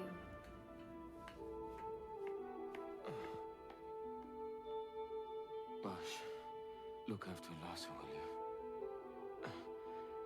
If House Solidor should crumble, the Empire would fail, and civil war would take us all. I understand.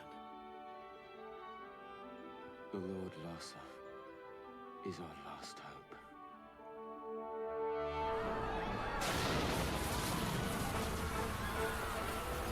Vaughn, the power's back. We can go. Right. Let's go. Grab onto something.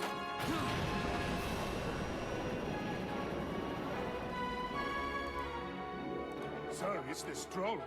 She's left Bahamut. She's moving away. The Stroll. They made it. At last. The Bahamut has fallen. The final test is upon us. The judges shall rule us no more. Main cannon on the Alexander. This is Judge Magister Gavon. All forces cease fire. I repeat, all units of the Arcadian army, hold your fire. The battle is over. As of this moment, we have signed a ceasefire with the Shelia Benargan Delmasca, Her Royal Majesty.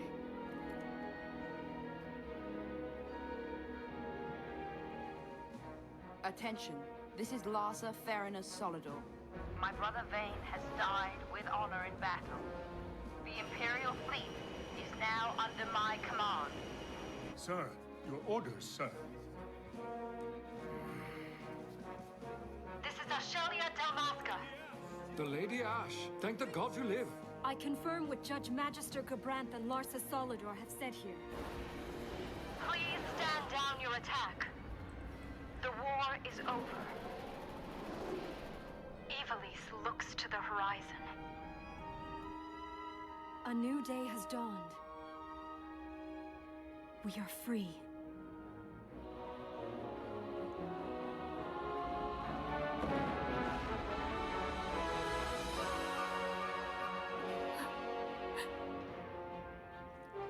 Look, Vaughn, the Bahamut.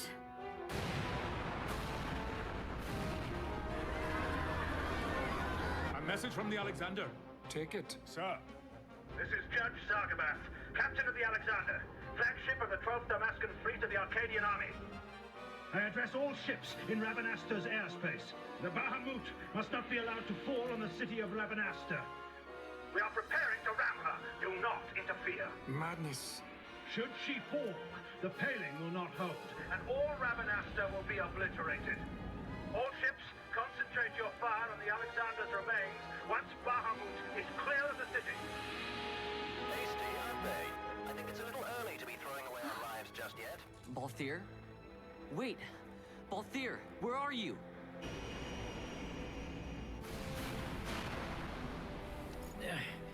Oh, Vaughn. Sounds like you made it out okay. The Strahle's a fine airship, eh? What does he think he's doing? Balthier! Marquis, stop that fool judge on the Alexander for me, would you? Just getting somewhere with these glossair rings. Almost done. Don't want him ramming me before I fix them, do we? Balthier, do you understand exactly what it is you're doing? Princess! No need to worry. I hope you haven't forgotten my role in this little story. I'm the leading man. You know what they say about the leading man? He never dies.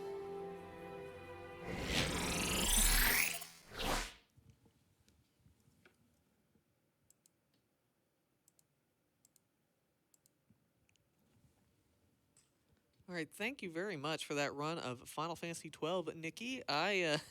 When I first played the game on the PS2, I only narrowly beat the final boss with my party. I was down to my last 3 characters, and they had like just a couple of hit points between them before right when the boss died. So that tends to be the way when I'm playing in RPGs. I will usually go into the final battle completely underleveled.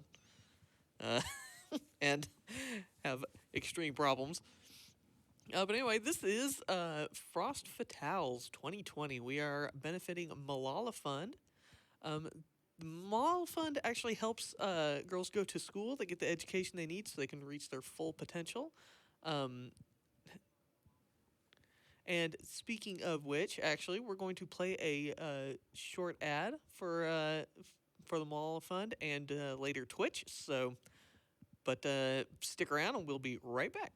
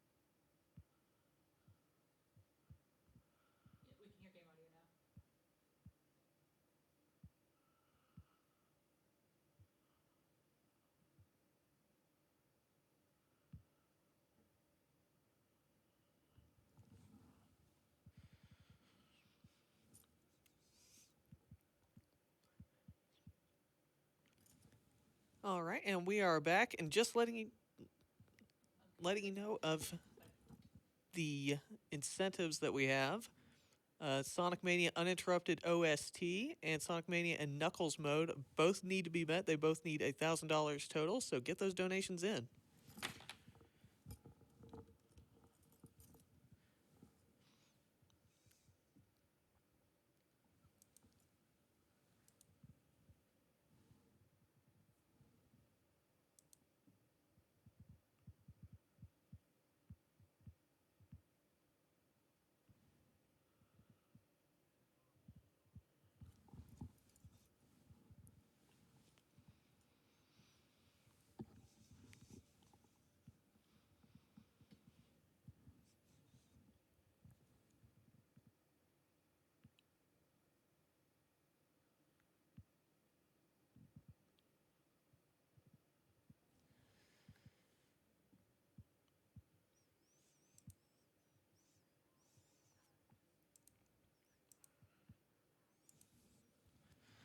Just a reminder for an upcoming bid war for the Dragon Warrior randomizer sprite choice. We have the options of the Princess of Moonbrook, a female sage, Nara, and Princess Goylin. Currently, the Princess of Moonbrook is leading with $30, so if you want to see any of your other favorite Dragon Quest sprites as the leader there, get those donations in. And with that, it is not, in fact, the year of